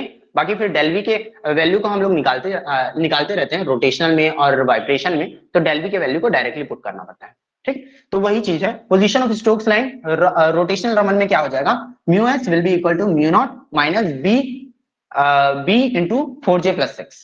वैसे ही म्यू ए मतलब एंटी स्टोक्स लाइन का जो पोजीशन होगा that will be equal to mu not plus B into 4j+6। ठीक है, ऐसा होगा। अब आते हैं इसके स्पेक्ट्रम पे। देखिए इस तरीके से दिखता है इसका स्पेक्ट्रम। रोटेशनल रमन स्पेक्ट्रम कुछ इस तरीके से दिखता है। ये बहुत इंपॉर्टेंट है, बहुत ज्यादा इंपॉर्टेंट। रोटेशनल स्पेक्ट्रम में ये बहुत ज्यादा इंपॉर्टेंट। देखिए आप इसमें क्या क्या चीजें, ये क्या है? एग्जिस्टिंग लाइन है, इसी को बोल रहे हैं रिले लाइन। जो फर्स्ट वाला स्टोक्स लाइन होगा उसका जो डिस्टेंस होता है रिले लाइन से वो होता है 6b से 6b centimetre inverse, 6b centimetre inverse इसका डिस्टेंस होता है। वैसे ही फर्स्ट वाला एंटी स्टोक लाइन का जो डिस्टेंस होगा इन दोनों के बीच में वो 6b सेंटीमीटर इनवर्स का रहता है। ठीक है, ऐसे। फिर बाकी सारे लाइंस फिर 4b 4b 4b 4b 4b 4b 4b 4b ऐसे डिस्टेंस पे लोकेटेड रहता है। ठीक है, सबसे पहला वाला लाइन एग्जिस्टिंग लाइन से 6b सेंटीमीटर इनवर्स से लोकेटेड रहता है। फिर 6b ये स्टोक्स लाइन से जो नेक्स्ट वाला स्टोक लाइन रहेगा वो 4b सेंटीमीटर इनवर्स पे लोकेटेड रहेगा। ठीक है सर ये वैल्यू कैसे कैलकुलेट किया जाता है? किसको? सर ये वाला जो वैल्यू ये कैसे कैलकुलेट करेंगे हम लोग? ये इसको डिराइव करना पड़ेगा मैम। ये कंप्लीट ना डेरिवेशन से आएगा। तो इसको डायरेक्टली हम लोग लिख लिए हैं। हाँ, इसको डिराइव करना पड़ेगा। ओके, हाँ बस इसको डिराइव करके कंप्लीट। हमने डेरिवेशन नहीं किया, क्यों नहीं किया? क्योंकि काम ही नहीं है उसका, इसको डायरेक्टली याद कर लिया। ठीक है, हालांकि ये वाला वैल्यू, वैसे ही ये वाला वैल्यू कहां से आया होगा? तो कहां से आया होगा? यहां से आया होगा। ठीक है, ये वाला जो वैल्यू है वो कहां से आया होगा? यहां से आया होगा। कैसे डिराइव किया है हम लोगों ने? डिराइव कर सकते हैं हम, बट उसका कोई मतलब ही नहीं है करने का। फिर भी इन केस अगर आपको जैसे डेली निकालना है आपको, ठीक है, डेली निकालना है तो डिफरेंट रोटेशनल लेवल्स हैं ऐसे करके। तो j is equal to 0, j is equal to 0 में हम लोगों को पता था इसका वैल्यू 0 रहता है। ठीक है, j इज इक्वल टू 0 पे इसका वैल्यू 0 रहता है। अब मुझे फाइंड आउट करना है इन दोनों के बीच का energy gap. j is equal to 2, तो j इज इक्वल टू 2। ठीक है, j इज इक्वल टू 2। तो एनर्जी का फॉर्मूला क्या था? Ej is equal to bj into j+1, bj into j+1। j का वैल्यू यहाँ पे 0 था, तो एनर्जी का भी वैल्यू यहाँ पे क्या हो जाएगा? That will be equal to 0। यहाँ पे इसका एनर्जी का वैल्यू क्या हो जाएगा? 2 + 1 3 3 2 6 6b। ठीक है, तो 6b, तो मैं क्या करूंगा? 6b माइनस 0, तो ओवरऑल इन दोनों के बीच का एनर्जी गैप कितना हो जाएगा? 6b हो जाएगा। ठीक है, ऐसे करके 6b आ गया। बट हमने इसको इस फॉर्म में कैसे लेकर के आए? इसको जनरलाइज्ड फॉर्म में लेकर के लाए। कैसे? ये वाला EJ+2, ये जो EJ+2 है, EJ+2 माइनस EJ करके लिखे है ना, तो J+2 का जो एनर्जी लेवल होगा, J+2 का जो एनर्जी लेवल होगा उसको हम लोग, यहाँ पे J का जो वैल्यू है वो J+2 है, तो एनर्जी का वैल्यू क्या हो जाएगा? यहाँ पे BJ इंटू J+1 रहता है, तो यहाँ पे क्या हो जाएगा? J का वैल्यू हम लोगों को J+2 पुट करना पड़ेगा। तो इसका मतलब B into J+2 into J+2 + 1 ऐसा। ठीक है, तो इससे फर्स्ट वाला एनर्जी लेवल मिल जाएगा। नेक्स्ट वाला जो एनर्जी लेवल है EJ का वैल्यू, तो EJ का वैल्यू, EJ का जो एनर्जी लेवल होगा वो कितना हो जाएगा? BJ इंटू J+1, और J का वैल्यू J ही है, तो इसलिए यही। तो डेली का जो वैल्यू आएगा that will be equal to B into J+2 into J+2 + 1 minus BJ into J+1 ऐसा करके जब हम लोग करेंगे, इसको पूरा सॉल्व करेंगे, तब जाकर के ये वाला वैल्यू आता है। ठीक है, बट डेरिवेशन से हम लोगों का काम नहीं है, इसलिए हम लोगों ने डायरेक्टली फॉर्मूला लिखा है यहाँ पर। ठीक, वो डेरिवेशन वाला जो पोर्शन रहता है ना, पूरा एमएससी में ही काम आता है, तो इसलिए उसको नेग्लेक्ट करते हैं। ठीक है, वैसे ये सारी चीजें भी डिराइव करके हम लोग लेकर के आए। अब देखिए इसमें इंपॉर्टेंट क्या है, हम लोगों को देखना ये है कि ये जो स्पेक्ट्रम है, इसमें जो एग्जिस्टिंग लाइन है उससे कितने डिस्टेंस पे फर्स्ट वाला स्ट्रोक लाइन है, 6b पे। याद रखिएगा इसको, 6b पे है। एग्जिस्टिंग लाइन के टर्म्स पे ही बात चलता है। सेकंड वाला स्ट्रोक लाइन कितनी दूरी पे है, 10b पे है, 10b पे है, 10b सेंटीमीटर इनवर्स पे है। ठीक है, यहाँ पे आपको पता है कि 4b 4b 4b ऐसा करके डिस्टेंस पे है। अब आपको खुद एनालाइज करना पड़ेगा। अब यहाँ पे लिखा हुआ तो जरूरी नहीं है कि हर चीज लिखा हो, तो यहाँ पे 6b पे है, यहाँ पे 4b पे है, तो सेकंड वाला लाइन कितनी दूर पे, 10b सेंटीमीटर इनवर्स। थर्ड वाला लाइन, थर्ड वाला स्टोक्स लाइन, थर्ड वाला जो स्टोक्स लाइन है एग्जिस्टिंग लाइन से कितनी दूरी पे है, 14b सेंटीमीटर इनवर्स पे है। ठीक है, ऐसा करके तो क्वेश्चन में ऐसे ही आ जाएगा। क्वेश्चन में अगर आता है तो ऐसे आएगा कि जो फर्स्ट वाला स्ट्रोक्स लाइन है, थर्ड वाला जो स्ट्रोक लाइन है, is this much distance, is 2365 centimetre inverse from existing line, ठीक है। The third Stokes line in rotational Raman spectrum is located at 2365 centimeter inverse from the existing line. तो calculate B, तो क्या होगा, calculate B बोलने का मतलब क्या हो गया, 14B is equals to 2365 centimetre inverse. तो B को कैलकुलेट कर दीजिए, 14 से डिवाइड कर दीजिए, तो ऐसे हो जाएगा। ठीक है, यस सर, समझ में आ गया। हाँ, अब आगे बढ़ते हैं। तो अब ऐसे इस तरीके से आपको स्पेक्ट्रम को याद रखना पड़ेगा और इनके वैल्यूज को। कुछ नहीं है, बस 6b का डिस्टेंस है फर्स्ट वाले के बीच में, और बाकी सभी 4b सेंटीमीटर इनवर्स के डिस्टेंस पे लोकेटेड है। नंबर ऑफ रमन लाइन, अब नंबर ऑफ जो रमन लाइन रहेगा, जैसे कि ये फर्स्ट रमन लाइन है, सेकंड रमन लाइन है, थर्ड रमन लाइन है, फोर्थ रमन लाइन है, वैसे इधर भी फर्स्ट सेकंड थर्ड फोर्थ। ठीक है, इन सभी का डिस्टेंस एक ही रहता है, चाहे फिर वो स्ट्रोक्स हो, फर्स्ट स्ट्रोक्स हो, फर्स्ट एंटी स्ट्रोक्स हो, उनका जो डिस्टेंस रहेगा दोनों इक्वल डिस्टेंस पे रहते हैं। बट ध्यान रखिएगा कि अगर ये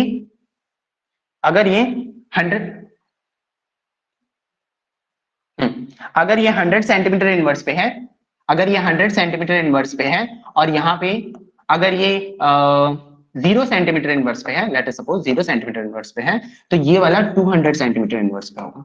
मतलब जितना अमाउंट इधर कम होता है उतना अमाउंट यहाँ पे बढ़ेगा। ठीक है, आगे आते हैं। Number of Raman line, first Raman line 6b पे है, सेकंड रमन लाइन 10b पे है, थर्ड रमन लाइन 14b पे है, फोर्थ रमन लाइन 18b पे है। तो ऐसी mth वाला जो रमन लाइन होगा, that will be located at a distance of 4bm + 2b centimetre inverse. ठीक है, मतलब ये एक जनरलाइज्ड फॉर्मूला बना दिया गया, तो इतना भी सेंटीमीटर इनवर्स पे वो लोकेटेड होगा। ठीक है, ये वाला फॉर्मूला उसी को बताना है। तो फॉर्मूला इंपॉर्टेंट है, फॉर्मूला को आप याद रखिए, डायरेक्टली फॉर्मूला बेस्ड आएंगे क्वेश्चन, अगर आते भी हैं तो एकदम कॉम्प्लिकेटेड टाइप का क्वेश्चन नहीं आता। ठीक, आगे आते हैं। The first Raman line appears at 6b centimeter inverse from the existing line, मतलब relay line, that is the first Raman line, del b appears at 6b centimeter inverse, जो कि अभी हम लोगों ने देखा। All the Stokes line or anti-Stokes line are equally spaced and consecutive lines are separated by 4b centimeter inverse except in O2 and CO2। तो ये वाला एक्सेप्शनल केस है, जिसमें O2 के केस में इवन वाले J वैल्यूज एब्सेंट होते हैं, और इसमें ऑड J वैल्यूज एब्सेंट होते हैं। ठीक है, आगे देखेंगे हम लोग। एक क्वेश्चन देख लेते हैं, उसके बाद फिर देखते हैं। The first Raman line for N2 appears at 40 centimetre inverse, first Raman line बोल रहा है। ठीक है, यहाँ पे बोला नहीं गया है कि स्टोक्स लाइन है, एंटी स्टोक्स लाइन है, क्या है। The first Raman line for N2 appears at 40 centimeter inverse, then value of rotational constant is, rotational constant का वैल्यू कितना होगा पूछ रहा है। सिंपल सी बात है, अब फर्स्ट रमन लाइन आप चाहे स्टोक्स को लीजिए या एंटी स्टोक्स लीजिए, first Raman line for N2 appears eight 40 centimetre inverse. इसको क्वेश्चन को थोड़ा सा एक्सटेंड होना चाहिए। The first Raman line for N2 appears eight 40 centimetre inverse from existing line, from existing line, existing line से 40 सेंटीमीटर इनवर्स की दूरी पे है। तो आप b को कैलकुलेट करिए। b कैसे कैलकुलेट करेंगे? 6b that will be equal to 40 divided by this, b is equal to 40 divided by 6। तो इसे आपको b का वैल्यू कैलकुलेट हो जाएगा। Position of second Raman line, तो सेकंड रमन लाइन का पोजीशन क्या हो जाएगा? फिर सेकंड रमन लाइन का पोजीशन 6b प्लस 10, मतलब 6b प्लस 4b, टोटल कितना हो जाएगा? 10b centimetre. तो 10b सेंटीमीटर इनवर्स में क्या हो जाएगा? इसको 10 से मल्टीप्लाई कर दीजिए बस। तो 66.6 सेंटीमीटर इनवर्स इसका आंसर है। ठीक है, तो ये काफी सिंपल क्वेश्चन था। हालांकि आगे बढ़ता है। हाँ, rotational Raman line of O2 molecules कुछ इस तरीके से दिखता है। इंपॉर्टेंट है, ठीक है, ध्यान रखिएगा, इंपॉर्टेंट है, क्योंकि हम लोगों को याद रहता है रोटेशनल वाला स्पेक्ट्रम पहला वाला, बट वही अगर O2 मॉलिक्यूल एकदम हल्के से लिख देगा कि O2 मॉलिक्यूल है, ऐसा पता भी नहीं चलेगा क्वेश्चन कौन सा ये वाला स्पेक्ट्रम से पूछा गया है ऐसा करके। हम उसी स्पेक्ट्रम को बेसिस पे क्वेश्चन सॉल्व कर देंगे। तो इसमें फर्स्ट वाला जो रमन लाइन रहता है वो 10 सेंटीमीटर इनवर्स की दूरी पर रहता है। अब इसको याद कैसे किया जाए? जो O2 मॉलिक्यूल है, O2 मॉलिक्यूल में इवन नंबर ऑफ एटम्स हैं, तो इसके लिए even number of atoms, 2 atom है ना, O2 में 2 एटम है, तो इवन नंबर ऑफ एटम्स है। तो इवन नंबर ऑफ एटम्स वाले केस में इवन J वैल्यूज एब्सेंट होता है। ठीक है, तो देख लीजिए 0 भी इवन में ही आएगा, तो 0 वाला लाइन एब्सेंट है, फिर सेकंड वाला लाइन एब्सेंट है ऐसा, फिर फोर्थ वाला लाइन एब्सेंट होगा, फिर सिक्स्थ वाला लाइन, फिर एट्थ वाला लाइन एब्सेंट।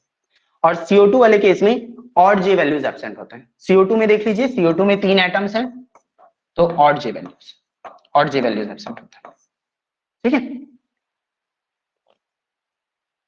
तो ऑक्सीजन वाले केस में फर्स्ट वाला जो लाइन होता है that is located at a distance of 10b centimetre inverse from the existing line. Existing line से 10b सेंटीमीटर इनवर्स की दूरी पे फर्स्ट वाला स्ट्रोक लाइन दिखता है। ठीक है, सेकेंड वाला स्ट्रोक लाइन कितनी दूरी पे दिखेगा? एग्जिस्टिंग लाइन से 18b सेंटीमीटर इनवर्स पे। ठीक है, तो आप देख सकते हैं कार्बन डाइऑक्साइड का केस, कार्बन डाइऑक्साइड के केस में ऑड J वैल्यूज एब्सेंट होता है। तो कार्बन डाइऑक्साइड के केस में फर्स्ट वाला जो स्ट्रोक लाइन दिखेगा वो 6b सेंटीमीटर इनवर्स पे तो दिखेगा ही, ठीक है, बट जो सेकंड वाला स्ट्रोक लाइन दिखेगा आप देख सकते हैं कितना 14b सेंटीमीटर इनवर्स पे दिखेगा। तो उसी चीज को टेबुलेटेड फॉर्म में, मतलब ये इस फॉर्म में दिया गया है। Rotational Raman of oxygen and carbon dioxide molecule. First Raman line appears eight 10b centimetre inverse, first Raman shift बोला जाएगा उसी का। ऑक्सीजन मॉलिक्यूल का जो फर्स्ट रमन शिफ्ट होगा वो 10b सेंटीमीटर इनवर्स पे दिखेगा, और कार्बन डाइऑक्साइड का 6b सेंटीमीटर इनवर्स पे। सेकेंड रमन शिफ्ट 18b पे दिखता है और ये 14b पे। Successive lines, Stokes line and anti-Stokes line are equally spaced and separated by 8b centimetre inverse और सेम एज O2। मतलब इसमें बाकी सारे फिर लाइंस जो रहते हैं वो 8b सेंटीमीटर इनवर्स से सेपरेटेड रहते हैं, और बाकी सारे मॉलिक्यूल्स के केस में क्या रहता है? 4b सेंटीमीटर इनवर्स से सेपरेटेड था। इन लोगों में कार्बन डाइऑक्साइड और O2 के केस में 8b सेंटीमीटर इनवर्स से सेपरेटेड रहता है। ठीक है, ये देखिए फर्स्ट वाला बस इसमें 6b और इसमें 10। चलिए आगे बढ़ते हैं। क्वेश्चन है, ये भी छोटा सा ही क्वेश्चन है। देखिए, for the ground state of oxygen molecule, ground state for the oxygen molecule, the first rotational Raman line observed eight 10.4 centimetre inverse. ठीक है, first rotational Raman line observed eight 10.4 centimetre inverse, calculate the rotational constant and position of second Raman line. तो 10.4, अब देखिए ये वाला question एकदम आसानी से आ गया, मतलब एकदम सिंपल सा क्वेश्चन दिख रहा है आपको, बट वही होता ये है कि ऑक्सीजन मॉलिक्यूल को हम लोग मिस कर जाते हैं। ऑक्सीजन मॉलिक्यूल को यहाँ पे मिस कर देंगे ना, तो वो फर्स्ट वाले स्पेक्ट्रम के बेसिस पे हम लोग क्या कर देंगे? 6b is equals to 10.4 centimetre inverse लिख देंगे, 10.4 सेंटीमीटर इनवर्स। बट यहाँ पे गलती क्या हो गया? ये क्या? फर्स्ट रमन लाइन, हाँ फर्स्ट रमन लाइन, तो ऑक्सीजन मॉलिक्यूल है, तो ऑक्सीजन मॉलिक्यूल के केस में first Raman line 10b centimetre inverse से के डिस्टेंस पे होता है। ठीक है, तो यहाँ पे से b that will be equal to 10.4 divided by 10। तो इस तरीके से इसका वैल्यू आएगा। वैसे ही फिर सेकंड वाला रोटेशनल लाइन, सेकंड वाला जो रमन लाइन रहेगा उसमें प्लस 8 भी कर देंगे तो फिर वैल्यू आ जाएगा। सिंपल है, सिंपल सा है क्वेश्चन। नेक्स्ट वाला देखते हैं। Rotational constant of chlorine, chlorine बोला गया, chlorine obtained from Raman spectroscopy is 0.2438 centimeter inverse. Calculate the position of first two rotational line, Raman lines. Calculate the position of first two Raman lines. First two Raman line बोल दिया गया, मतलब पहला वाला line उसके बाद फिर दूसरा वाला लाइन। ठीक है, कौन सा क्लोरीन मॉलिक्यूल है, तो क्लोरीन मॉलिक्यूल के केस में कोई चेंजेस देखने को नहीं मिलते हैं हम लोगों को। फर्स्ट वाला लाइन 6b पे रहेगा और दूसरा वाला लाइन क्या रहेगा 10b पे रहेगा, या फिर 6b में आप प्लस कर दीजिए 4b, और तो वही मतलब है 10b। ठीक है, तो फर्स्ट वाला लाइन आपको 6b पे मिलेगा, 6 इंटू जो वाला b का वैल्यू दिया हुआ है उसे मल्टीप्लाई कर दीजिए, वो आंसर आ जाएगा। और सेकंड वाला रोटेशनल रमन लाइन है वो 10b पे रहता है, तो उसको 10 से मल्टीप्लाई कर दीजिए तो आपका आंसर आ जाएगा। ठीक है, न्यूक्लियर स्पिन इंटरेक्शन इफेक्ट में आप देखेंगे कि न्यूक्लियर स्पिन जिनका NQR NMR वगैरह पढ़ेंगे तो I, ये न्यूक्लियर स्पिन का वैल्यू होता है, डिफरेंट वैल्यूज रहते हैं। तो I इक्वल्स टू 0 जिसके लिए रहेगा, जो उस वाले केस में जैसे कि ऑक्सीजन और कार्बन डाइऑक्साइड का जैसे एक केस रहता है, तो उस वाले केस में क्या होता है कि I जैसे I इज इक्वल्स टू 1 2 3 4।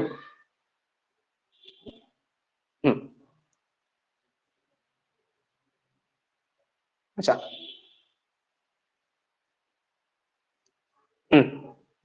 तो देखिए न्यूक्लियर स्पिन वाले केस में, न्यूक्लियर स्पिन इंटरेक्शन इफेक्ट में न्यूक्लियर स्पिन जिसका I इक्वल्स टू 0 रहेगा, तो उस वाले केस में जैसे ऑक्सीजन आता है और कार्बन डाइऑक्साइड आता है, तो इन दोनों ही केस में क्या हो जाएगा, ये ऑक्सीजन वाले केस में इवन जे वैल्यूज एब्सेंट होते हैं और कार्बन डाइऑक्साइड के केस में ऑड जे वैल्यूज एब्सेंट रहते हैं।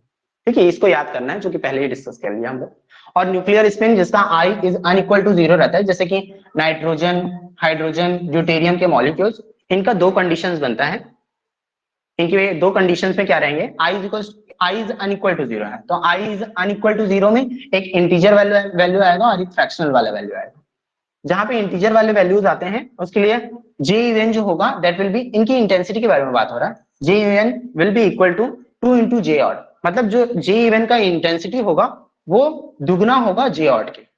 जे ऑड बोलने का मतलब जैसे जे इवन कौन कौन से आ जाएंगे, 0 2 4, ठीक है, ये सभी लाइंस, ये रोटेशनल लाइन है, एग्जिस्टिंग लाइन है, जे इज इक्वल्स टू 0 आता है, तो जे इज इक्वल्स टू 0 आ रहा है, I इज इक्वल्स टू 1 3 5, ऐसे टाइप के इंटीजर वैल्यूज का अगर कोई मॉलिक्यूल है इनका जिसका न्यूक्लियर स्पिन का वैल्यू 1 3 5 या फिर कोई भी सा और इंटीजर वैल्यू है, तो उसके लिए जो जे इवन का जो इंटेंसिटी रहेगा जैसे 0 वाला, तो अगर इसकी इंटेंसिटी कुछ इस तरीके से है, तो जे ऑड वाला जो इंटेंसिटी रहेगा ना वो कुछ ऐसे आएगा, मतलब कम इंटेंसिटी का आएगा, जस्ट इसका हाफ आएगा, जे इवन का जस्ट हाफ आएगा, इसका स्ट्रॉन्ग पीक देखने को मिलता है उसमें।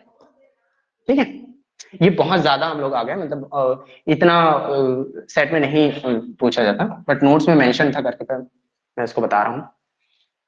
तो J fractional, I is equal to fractional वाले केस में, I is equal to fractional वाले केस में जे जो ऑड रहेगा उसकी इंटेंसिटी ज्यादा होती है, और कितनी ज्यादा होती है, वो 3 गुना ज्यादा होती है जे से। ठीक है, अब आते हैं वाइब्रेशनल रमन स्पेक्ट्रम में। अभी हम लोग टोटल जितना भी पढ़े वो किसके बारे में पढ़े हैं, रोटेशनल रमन स्पेक्ट्रा के बारे में। अब हम लोग आ रहे हैं वाइब्रेशनल रमन स्पेक्ट्रम में। अब जो भी चेंजेस आएंगे, जो भी मॉलिक्यूल रोटेशन रमन एक्टिव रहेगा वो वाइब्रेशन की वजह से होगा। जो मोशन के बारे में चेंजेस बता नहीं रहा था कि मोशन में जब चेंजेस आएंगे वो चाहे रोटेशन हो चाहे वाइब्रेशन हो, वो मोशन की वजह से पोलराइजेबिलिटी में चेंजेस आना चाहिए मॉलिक्यूल का, तब जाकर के वाला मॉलिक्यूल रमन एक्टिव होता है। तो अभी हम लोग वाइब्रेशनल रमन स्पेक्ट्रा पढ़ रहे हैं ना, तो वाइब्रेशन की वजह से उस पर्टिकुलर मॉलिक्यूल में मॉलिक्यूल की पोलराइजेबिलिटी में चेंजेस आता है, जिसकी वजह से वो वाला मॉलिक्यूल वाइब्रेशनल रमन एक्टिव होगा और वाइब्रेशनल रमन स्पेक्ट्रा शो करेगा। ऐसे टाइप के मॉलिक्यूल्स की एनर्जी को हम लोग इस फॉर्मूला से शो करते हैं, ऐसे टाइप के मॉलिक्यूल्स के एनर्जी को हम इस फॉर्मूला से शो करते हैं। ठीक है, ये वाला फॉर्मूला हम लोगों ने पहले भी पढ़ा है, कहां पे पढ़ा है, एन हार्मोनिक ऑसिलेटर। ठीक है, ये हार्मोनिक ऑसिलेटर का नहीं है, हार्मोनिक ऑसिलेटर में v plus half omega bar of oscillation रहता था, बट यहाँ पे क्या है, v plus half omega bar e minus v plus half का square omega bar e x. X e आपको पता है, एनहार्मोनिसिटी कांस्टेंट है, ठीक है। अब इसमें देखिए फिर से सिलेक्शन रूल क्या हो गया, सिलेक्शन रूल क्या हो गया। वाइब्रेशनल स्पेक्ट्रोस्कोपी में क्या पढ़े थे हम लोग, वाइब्रेशनल स्पेक्ट्रोस्कोपी में +-1 +-2 +-3 +-4 ऐसे सब पढ़े थे, जिसमें से +-1 क्या था, +-1 फंडामेंटल ट्रांजिशन की वजह से था, +-2 +-3 +-4 ये सभी ओवरटोन्स की वजह से थे। बट वही चीज रोटेशनल वाइब्रेशनल रमन स्पेक्ट्रोस्कोपी में क्या हो गया, जीरो भी ऐड हो गया, 0 +-1 +-2 +-3 एंड सो ऑन, ठीक है। For fundamental vibration, fundamental vibration के लिए क्या होता है, फंडामेंटल वाइब्रेशन के लिए del V is equals to, fundamental जो लाइन आएगा ना उसके लिए del V is equals to 0 और +-2 रहेगा, और ओवरटोन बैंड्स के लिए del V is equals to 0 +-2 +-3 और +-4 एंड सो ऑन है, ठीक है। तो अब देखिए कितने सारे सिलेक्शन रूल्स हो गए, इसी में कंफ्यूजन होता है, इसीलिए स्टार्टिंग से बोल रहा था कि सिलेक्शन रूल्स इंपॉर्टेंट है, और सिलेक्शन रूल से ही क्वेश्चन आता है, ठीक है। सिलेक्शन रूल्स है, आप खुद भी देखिएगा, ये मैच द फॉलोइंग के टर्म्स पे क्वेश्चन पूछ लिया जाता है, ठीक है। तो फंडामेंटल वाइब्रेशन के लिए या फिर फंडामेंटल बैंड अगर बनता है तो उस केस में जो सिलेक्शन रूल रहेगा डेल वी इक्वल्स टू 0 +-1 रहेगा, और ओवरटोन्स के केस में del V equals to 0 +-2 +-3 and so on. Sir इससे न्यूमेरिकल बेस्ड क्वेश्चन आएंगे क्या?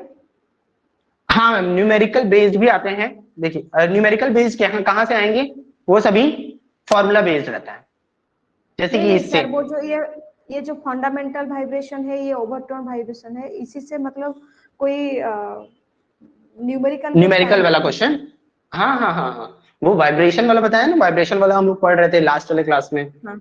वाइब्रेशन वाइब्रेशन के बेसिस पे उसमें न्यूमेरिकल्स भी करवाया हूँ, न्यूमेरिकल्स भी करवाया था, वैसे टाइप के ही क्वेश्चंस न्यूमेरिकल में आते हैं, इवन नेट में भी, गेट में भी और सेट में भी, ठीक है। तो वहीं से आते हैं वो सब क्वेश्चन। और इसमें भी जैसे अभी हम लोग रोटेशन रमन में पढ़े, तो रमन में भी ऐसी स्पेक्ट्रम के ऊपर बेस्ड क्वेश्चन आता है, जैसे कि अभी ये वाला देखिए, अभी ये वाला क्वेश्चन इतना भी आसान नहीं है, आसान मुश्किल कैसे बना इस क्वेश्चन, ये वाला क्वेश्चन मुश्किल क्यों बना है, क्योंकि यहाँ पे अचानक से O2 मॉलिक्यूल को इंट्रोड्यूस कर दिया गया है। बहुत सारे लोग तो इसी O2 मॉलिक्यूल को वो देखेंगे भी नहीं, ध्यान भी नहीं देंगे, वो फर्स्ट वाले स्पेक्ट्रम के बेसिस पे वाला क्वेश्चन सॉल्व करेंगे, ठीक है। क्वेश्चन मुश्किल इसी वजह से बनता है, मतलब कुछ एलिमेंट ऐसे डाल दिया रहता है क्वेश्चन में कि हम लोग उसको ऑब्जर्व ही नहीं करते, बस ऐसे निकल जाते हैं, तो इसलिए क्वेश्चन मुश्किल बनता है तो क्वेश्चन बहुत सिंपल सा बट है ना, अभी पढ़ रहे हैं करके याद है हम लोगों को कि हाँ भैया यहाँ पे O2 मॉलिक्यूल है, O2 मॉलिक्यूल का केस ऐसा बनता है, तो उसको ऐसे इस वाला फॉर्मूला लगेगा ऐसे करके। बट जब एग्जामिनेशन में इतने सारे चैप्टर्स जब साथ में चलते हैं दिमाग में, तो वहां पे O2 मॉलिक्यूल का मिस होना तो एकदम कैजुअल बात है। चलिए अब आगे बढ़ते हैं। हाँ तो ये वाला केस हो गया, ठीक है। यहाँ तक आप देख लीजिए, इन केस अगर कोई डाउट होगा 2 मिनट का रेस्ट लेते हैं, देख लीजिए आपको भी पानी वानी पीछे, ठीक है। तो यहां तक हो गया, ओवरटोन का केस हो गया सिलेक्शन रूल में। आते हैं फंडामेंटल वाइब्रेशन, ठीक है। जब फंडामेंटल बैंड बनेगा तो रमन स्पेक्ट्रोस्कोपी में, मतलब वाइब्रेशनल रमन स्पेक्ट्रोस्कोपी में जब फंडामेंटल ट्रांजिशंस होंगे, फंडामेंटल ट्रांजिशंस बोलने का मतलब +-1 का गैप, ठीक है। तो +-1 का गैप में एक, जब +-1 का गैप रहेगा और +-1 के बेसिस पे चेंजेस आएंगे वाइब्रेशन लेवल पे, तो उस केस में हम लोग जो भी लाइन आएगा उसको बोलेंगे रमन लाइन, ठीक है। और जब रिले लाइन कब होगा, जब वाइब्रेशन लेवल में कोई भी चेंजेस नहीं होंगे, तो उसको बोलेंगे रिले लाइन, ठीक है। फिर से वही चीज, एक लेवल यहाँ पे, दूसरा वाइब्रेशन लेवल यहाँ पे, जब मॉलिक्यूल फिर से वो इंसिडेंट रेडिएशन आया, मॉलिक्यूल ने उस इंसिडेंट रेडिएशन को एब्जॉर्ब किया, ऊपर की तरफ चला गया, मतलब किसी वर्चुअल एक्साइटेड स्टेट में, जब वापस आया तो अगर वो मॉलिक्यूल वापस आकर के यहीं पे आ जाता है, तो उस केस में जितना अमाउंट ऑफ एनर्जी उसने एब्जॉर्ब किया था उतना ही अमाउंट ऑफ एनर्जी इसने एमिट कर दिया, तो उस पर्टिकुलर केस में बोलेंगे हम लोग रिले लाइन। और अगर ऐसा ना करके मॉलिक्यूल कहीं ऊपर में जाकर के रुक गया, तो उस केस में हम लोग बोलेंगे कि वो रमन लाइन है। या फिर ऐसा भी बोल सकते हैं कि इससे नीचे अगर कोई और एनर्जी लेवल है, तो अगर नीचे में आकर के रुक गया तो उस केस में भी रमन लाइन, ठीक है, उस पर्टिकुलर केस में भी क्या होगा, रमन लाइन एग्जिस्ट करेगा। यहां तक हुआ। अब देखिए फंडामेंटल वाइब्रेशन में दो केसेस अभी हम लोग डिस्कस कर रहे हैं, जीरो वाला और प्लस माइनस वन वाला। तो जीरो वाला हो गया रमन लाइन और प्लस माइनस वन वाला हो गया, सॉरी जीरो वाला हो गया रिले लाइन और प्लस माइनस वन वाला हो गया रमन लाइन। ट्रांजिशन एनर्जी के बारे में बात कर लेते हैं। ट्रांजिशन एनर्जी किसके बराबर हो जाएगा, अब देखिए वो ट्रांजिशन एनर्जी किसके बराबर हो जाएगा। Transition energy will be equal to omega bar e 1 minus 2 बताइए इसको कहीं पे देखा है क्या आपने? Yes sir. कहां पे देखे हैं हम लोग? वाइब्रेशनल स्पेक्ट्रोस्कोपी में। ये कौन से वाले एनर्जी लेवल्स के बीच का डिफरेंस है? कौन से वाले एनर्जीज के बीच का डिफरेंस है? Sir V equals to fundamental 0। हाँ फंडामेंटल वाला है, एकदम बिल्कुल सही बोल रहे हैं। और उसमें भी फंडामेंटल लेवल्स में भी V इक्वल्स टू 0 और V इक्वल्स टू 1 के बीच का एनर्जी गैप है।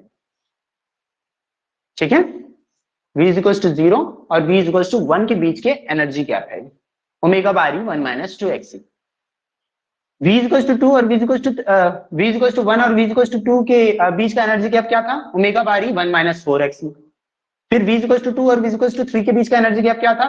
ओमेगा बार 1 माइनस 6 ऐसे ऐसे करके बढ़ा था। बट हम लोग सिर्फ और सिर्फ अभी V इक्वल्स टू 0 और V इक्वल्स टू 1 के बीच की बात कर रहे हैं। तो ये जो एनर्जी गैप होगा जो कि डेल से शो किया गया है, that will be equal to del V। Del V क्या है? रमन शिफ्ट ही है। जिस तरीके से रोटेशनल रमन स्पेक्ट्रोस्कोपी में डेल V जो था ट्रांजिशन एनर्जी को शो कर रहा था, वैसे ही वाइब्रेशनल रमन स्पेक्ट्रोस्कोपी में डेल V जो होगा वो ट्रांजिशन एनर्जी ही डेल V को शो करेगा। मतलब डेल V का जो वैल्यू होगा वो ट्रांजिशन एनर्जी ही शो करेगा। इसके बीच का ट्रांजिशन एनर्जी है ये V इक्वल्स टू 1 और V इक्वल्स टू 2 के बीच का। ठीक है, हम लोग फिलहाल V इक्वल्स टू 1 और V इक्वल्स टू 2 के बीच के बारे में बात कर स्पेसिफाई कर दिए हैं कि जब मॉलिक्यूल्स ऊपर की तरफ जाएगा ऐसे करके एक्साइटेड स्टेट में, मतलब किसी भी वर्चुअल एक्साइटेड स्टेट में, तो नीचे की तरफ जब आता है तो V इक्वल्स टू 1 पे अगर लाई करता है तो ये एनर्जी गैप जो होगा ओमेगा बार 1 माइनस 2 होगा। ठीक है, समझ में आया यहाँ पे? तो ट्रांजिशन एनर्जी का जो वैल्यू होगा that will be equal to omega bar 1 minus 2 that is equals to del V।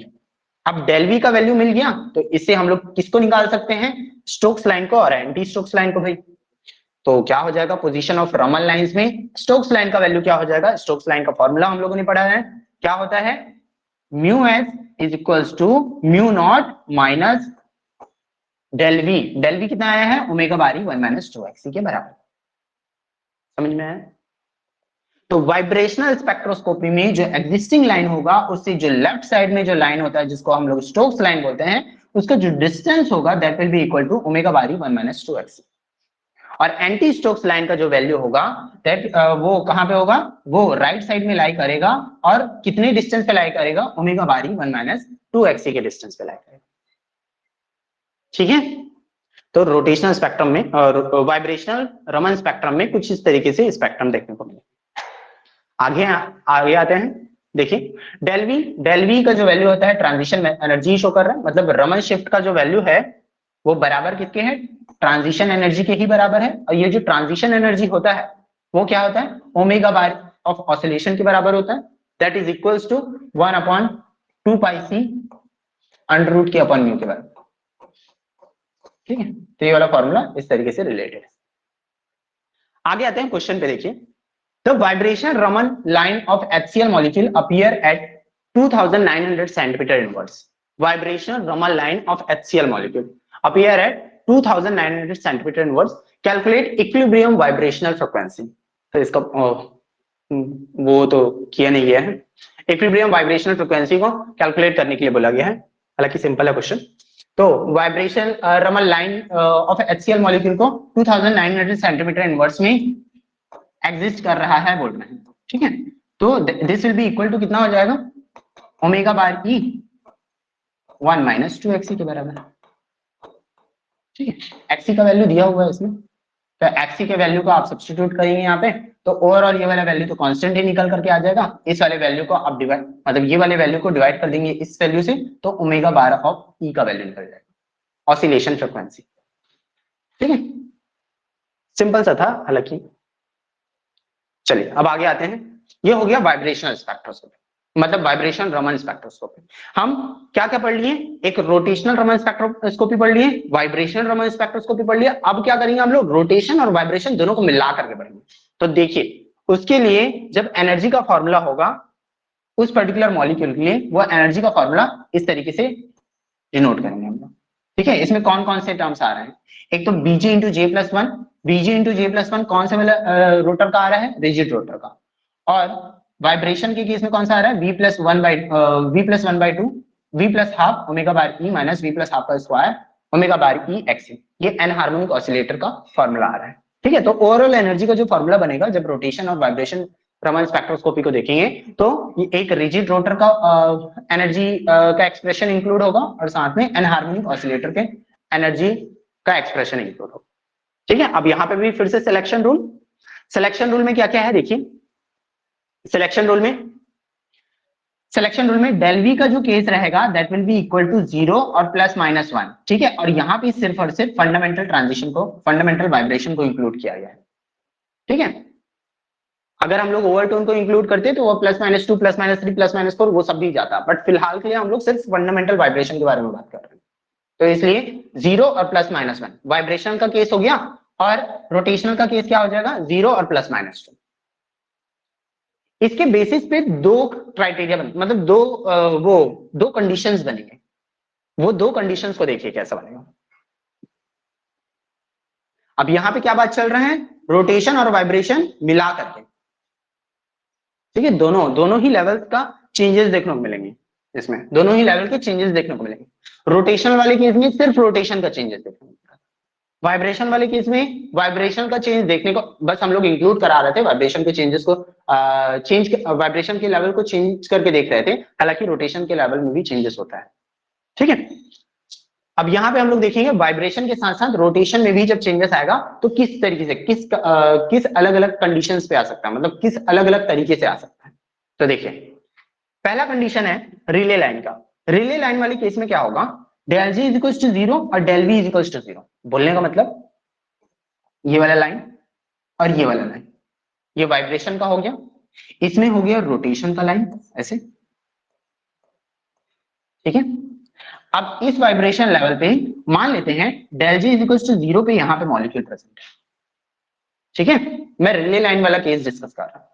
तो ये कोई एक्साइटेड स्टेट में जाएगा कहीं पे, वापस से जब आएगा तो ये यहीं पे आएगा। ठीक, वापस से जब आएगा मॉलिक्यूल तो ये यहीं पे J इज इक्वल टू 0 पे ही आएगा और V इज इक्वल टू 0 पे ही आएगा। समझ में आया, तो ये हो गया रिले लाइन। सेकेंड वाला केस पे आते हैं, यहां पे इस वाले केस पे ये रिले लाइन समझ में आ गया। अब रमन लाइन वाला केस डिस्कस करते हैं। रमन लाइन वाले केस में फिर से देखिए वही चीज है, फर्स्ट वाला वाइब्रेशन लेवल, ये फर्स्ट वाला वाइब्रेशन लेवल, ये सेकंड वाला वाइब्रेशन लेवल। इसमें रोटेशनल लेवल्स ऐसे हैं। ठीक है, यहां पे भी रोटेशनल लेवल्स ऐसे हैं। डेल वी का वैल्यू +-1 है। ठीक है, डेल वी का वैल्यू +-1 है। मैं +1 करके कंसीडर करता हूं फिलहाल एब्जॉर्प्शन स्पेक्ट्रोस्कोपी के अकॉर्डिंग। +1 मतलब एक एब्जॉर्ब किया मॉलिक्यूल ऊपर की तरफ रह गया। तो यहां पे मॉलिक्यूल था J इज इक्वल टू, फिलहाल के लिए मान लेते हैं हाँ J इज इक्वल टू 0 पे। ठीक है, यहाँ पे J is equal to 0, V is equal to कहां पे, V इज इक्वल टू 0 पे। अब जब ये मॉलिक्यूल ऊपर की तरफ गया कहीं, जब वापस से नीचे की तरफ आया तो J इज इक्वल टू 0 पे ही है, but V is equal to 1 पे आया है। तो ये कौन से कंडीशन के अंदर में आ रहा है, देखिए J is equal del V is equal to +-1 हुआ कि नहीं, +1 हुआ है बिल्कुल। Del J is equal to 0 हुआ कि नहीं, del J is equal to 0 था, del J is equal to यहाँ पे भी 0 ही है। अगर J इज इक्वल टू 1 पे चला जाता तो +1, del J is equal to +1 बोलता उसको मैं, del J is equal to +1 बोलता। अगर ये जो मॉलिक्यूल है V इज इक्वल टू 1 और J इज इक्वल टू 1 पे जाकर के रुकता तो। ठीक है, तो यही वाला केस मैं स्टार्टिंग में बता रहा था आप लोगों को कि ये वाला केस क्या रिले लाइन होगा, ये वाला केस नहीं होगा। अब समझ में आया क्यों रिले लाइन नहीं हो पाई, क्योंकि यहां पे वाइब्रेशन लेवल में चेंजेस देखने को मिल रहे हैं आपको। समझ में आया क्या? Yes sir. ठीक है, तो ये वाला ये del J is equal to 0 पे आ गया। तो वैसे ही अब ये तो रमन लाइन का ही केस हो गया, है ना। तो वैसे ही del J is equal to plus minus 2 भी आता है। प्लस माइनस 2 कैसे आएगा, इसमें भी ट्रांजिशन होंगे ऊपर की तरफ। जब ये मॉलिक्यूल वापस से नीचे की तरफ आएगा तो या तो ये del J is equal to +2 में चला जाएगा, और अगर -2 वाला कंसिडर करना है तो इसका transition del J is equal to 2 से करवाना पड़ेगा, तब जाकर के del J is equal to 0 में आता है, तो -2 वाला केस होगा। तो इस तरीके से रमन लाइन का 2 से 3 केस बन जाता है इस पर्टिकुलर केस के लिए। मतलब रिले लाइन के रमन लाइन के केस में ये 2 से 3 क्राइटेरिया बन जाते हैं इसके लिए। ठीक है, तो उसी को स्पेक्ट्रम में कुछ इस तरीके से शो किया गया है। अब इन सभी लाइंस को डेल जी के वैल्यू के बेसिस पे अलग अलग नाम दिया गया है। ठीक है, Q branch, R branch, S branch, ऐसा ऐसा। तो देखिए क्या क्या होता है वो। रमन लाइन के बारे में बात कर रहे हैं। रमन लाइन 2 पार्ट में डिवाइड होता है, एक होता है स्टोक्स और एक होता है एंटी स्टोक्स।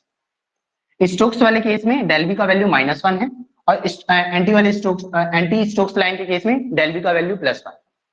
अब +1 और -1 के केस में भी 2 वैल्यूज आते थे, डेल जे के लिए 0 और +-2, और डेल जे के लिए यहाँ पे भी 0 और +-2, दोनों के लिए ही +-2 और +-2 और 0। ठीक है, अब क्योंकि 0 इसका अगर इंक्लूड होता है तब भी ये रिले लाइन में होगा, क्योंकि यहाँ पे -1 में जा रहा है और यहाँ पे -2 में जा रहा है। मतलब वाइब्रेशन लेवल में चेंजेस आ रहे हैं, तो ऑब्वियस सी बात है वो रमन लाइन के अंदर में कंसिडर करेंगे उसको।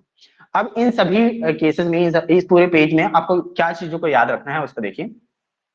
जब डेल जे का वैल्यू -2 रहता है, उसकी वजह से जब कभी भी कोई लाइन आएगा रमन स्पेक्ट्रोस्कोपी में, वाइब्रेशन रोटेशन रमन स्पेक्ट्रोस्कोपी में, तो उस वाले लाइन को हम लोग ओ ब्रांच बोलेंगे।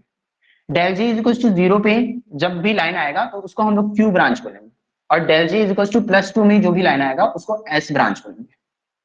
ठीक है, del J is equal to +2 में आएगा तो उसको एस ब्रांच बोलेंगे। सेम चीज है यहाँ पे भी, del B is equal to +1 के केस में भी 0, एक बार -2 आएगा, एक बार +2 आएगा, तो -2 आएगा डेल जे का वैल्यू, तो उस केस में ओ ब्रांच बोलेंगे। Del J is equal to 0 रहेगा तो क्यू ब्रांच बोलेंगे, और del J is equal to +2 रहेगा तो उसको एस ब्रांच बोलेंगे। उसको स्पेक्ट्रम में शो करता हूं मैं। तो देखिए वो सबको छोड़ करके आप सिर्फ इस डब्बे को याद रख सकते हैं, इस डब्बे के अकॉर्डिंग भी याद रख सकते हैं। देखिए डेल जे का वैल्यू जब -2 रहेगा तो ओ ब्रांच कहलाएगा, मतलब -2 की वजह से जब ट्रांजिशन होगा तो देखिए इसको क्वेश्चन कैसे आ सकता है कि सिलेक्शन रूल के बेसिस पे आपको बता देगा। सिलेक्शन रूल जो रहा वो डेल जे का वैल्यू -2 था, तो आप बताइए वो जो ब्रांच बनेगा, जो भी ब्रांच लाइन बनेगा वो कौन सा ब्रांच लाइन बनेगा, तो वो ओ ब्रांच होगा। -1 रहा तो वो पी ब्रांच बनेगा, 0 रहा, डेल जे का वैल्यू 0 रहा तो उसके इसमें क्यू ब्रांच लाइन बनेगा। जब डेल जे का वैल्यू +1 रहा तो आर ब्रांच बनेगा, और +2 रहा तो एस ब्रांच बनेगा। हम लोग +1 और -1 वाला केस डिस्कस नहीं किए हैं क्योंकि वो टॉपिक में नहीं था। ठीक है, ये वाला जो था ना वो हम लोग रोटेशन और वाइब्रेशन स्पेक्ट्रोस्कोपी पढ़ने के बाद का वो वाला टॉपिक था, तो वो वाला टॉपिक को हम लोग स्किप किया है। तो उसमें से सिर्फ यही वाला पार्ट इंपॉर्टेंट था कि इनको क्या बोला क्या जाता है। डेल जे का वैल्यू जब -1 और +1 रहेगा तो पी और आर ब्रांच लाइन बोला जाता है। ठीक है, देखिए बहुत इंपॉर्टेंट चीज है, इसको याद रखिएगा। डेल जे का वैल्यू डिफरेंट डेल जे के वैल्यूज होते हैं, तो डिफरेंट ब्रांचेस बोले जाते हैं लोग। अब आते हैं यहाँ पे रमन शिफ्ट का जो वैल्यू है वो किसके बराबर हुआ, ω/e 1 - 2xe के बराबर हुआ। किसके अकॉर्डिंग, वाइब्रेशनल स्पेक्ट्रम के अकॉर्डिंग। तो अब वाइब्रेशन स्पेक्ट्रम में जब डेल वी का वैल्यू ω/e 1 - 2xe हो गया, तो यहाँ पे से हम लोगों ने क्या चीज फिक्स कर दिया, डेल वी का वैल्यू फिक्स कर दिया। डेल वी मतलब वाइब्रेशनल वाला, वाइब्रेशनल चेंज जो आ रहा है उसको फिक्स कर दिया। कितना फिक्स कर दिया, +-1 करके फिक्स कर दिया। ठीक है, +-1 करके फिक्स कर दिया। तो अगर डेल वी में जो चेंजेस आ रहे हैं वो +-1 से आ रहे हैं, तो फंडामेंटल ट्रांजिशन ही दिखाएगा, ऑब्वियस सी बात है। अब फंडामेंटल ट्रांजिशन दिखा तो रहा है मॉलिक्यूल, या फिर इसमें अगर मैं +1 कर दूं तो और ज्यादा स्पेसिफाई हो जाएगा। +1 फंडामेंटल ट्रांजिशन दिखा तो रहा है मेरा मॉलिक्यूल, बट डेल जे के वैल्यू में क्या क्या चेंजेस आ रहे हैं। डेल जे के वैल्यू में अगर ओ ब्रांच बन रहा है तो इसका मतलब वो माइनस हो जाएगा। ठीक है, del V is equal to क्या हो जाएगा, ω/e जितना भी वाइब्रेशनल लेवल में चेंजेस आया माइनस कर देंगे b इंटू 4j+6 से। माइनस क्यों कर रहे हैं? क्योंकि ये जो ट्रांजिशन आया है वो किसकी वजह से आया है? -2 लेवल नीचे की तरफ गए हैं हम लोग, तो इसलिए हम लोग यहाँ पे माइनस कर। क्यू ब्रांच लाइन में क्या किए? क्यू ब्रांच लाइन में j के वैल्यू में कोई चेंजेस नहीं आया, तो इसलिए डेल v का वैल्यू ओमेगा बारी 1 - 2x ही होगा। और लास्ट वाला case S branch line. S branch line कब आता है? जब 2 लेवल ऊपर की तरफ चले जाते हैं हम लोग। तो 2 लेवल ऊपर की तरफ चले जाएंगे जब वाइब्रेशन लेवल्स में यहाँ पे वाइब्रेशन लेवल्स था ऐसे, रोटेशनल लेवल्स था ऐसे ऐसे करके। जब 2 लेवल्स हम लोग ऊपर की तरफ चले गए, मतलब यहाँ पे से वाइब्रेशन में तो ऊपर गए ही, साथ में रोटेशन में भी ऊपर चले गए, मतलब यहाँ पे आ गए। सॉरी यहाँ पे नहीं,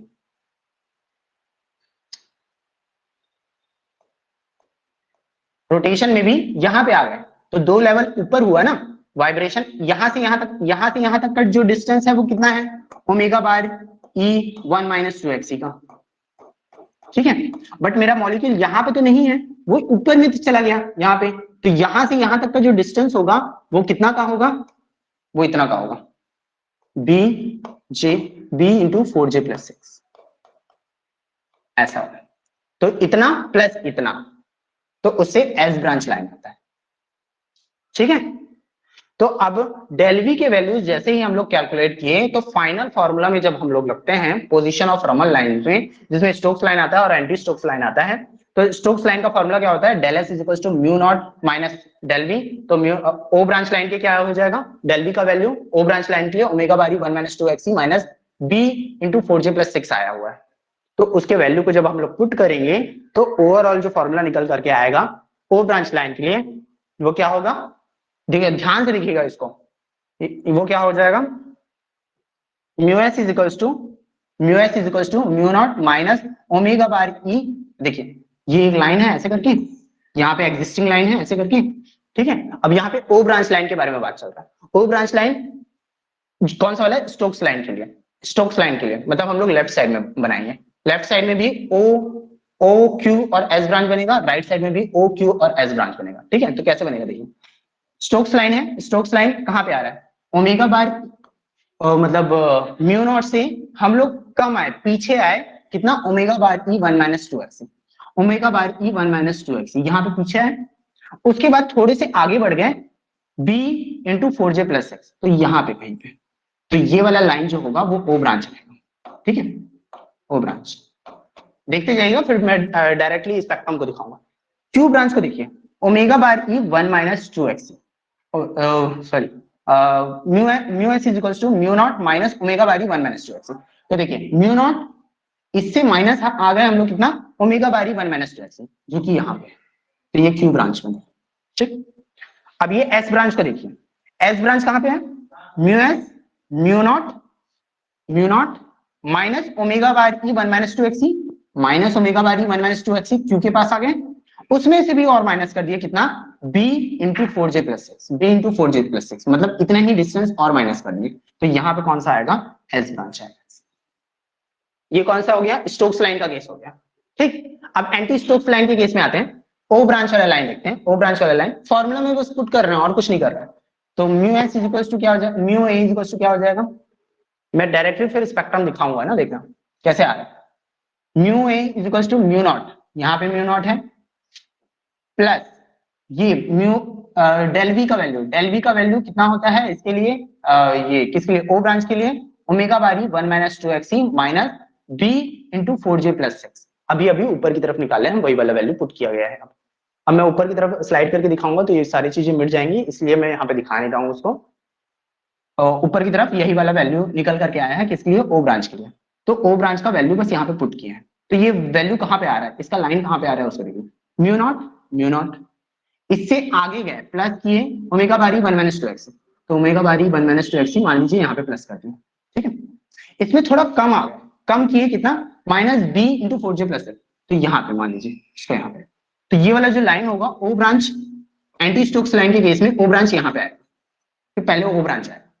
फिर क्यू ब्रांच को देखिए, omega mu naught plus omega bar e 1 - 2x, mu naught उससे प्लस कर दिया ओमेगा बारी 1 - 2x, मतलब यहाँ पे, तो क्यू ब्रांच यहाँ पे आ गया। एस ब्रांच कहाँ पे आएगा? Mu naught plus omega bar e 1 - 2x plus b into 4j+6, तो mu naught plus omega by 1 minus 2 x Q के पास आ गए, उससे और ऐड कर दिए इतना और ऐड कर दिए, तो यहाँ पे क्या आ गया, एस ब्रांच आ गया। तो आप देख सकते हैं स्पेक्ट्रम कुछ इस तरीके से आएगा, बीच में आपका म्यू नॉट रहेगा, स्टोक्स लाइन वाले केस में एस क्यू और ओ ब्रांच आएगा, फिर एंटी स्टोक्स वाले केस में ओ क्यू और एस वाला ब्रांच आएगा। तो वही वाला डायग्राम बनाया गया है यहाँ पे, देखिए यहाँ पे ये एग्जिस्टिंग लाइन है, एग्जिस्टिंग लाइन के लेफ्ट साइड में स्टोक्स लाइन आता है, तो एस क्यू ओ ब्रांच और anti Stokes line O Q और एस ब्रांच, वही चीज हम लोगों ने नीचे की तरफ बनाया, ठीक है।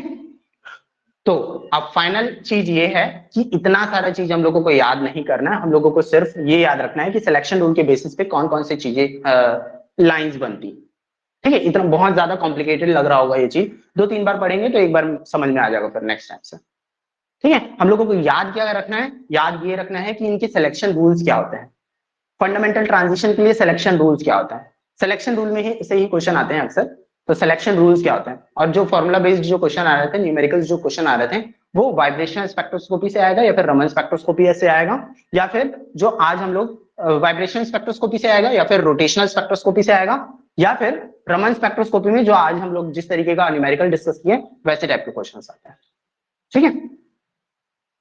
तो यहाँ पे वाला चैप्टर कंप्लीट होता है रमन स्पेक्ट्रोस्कोपी।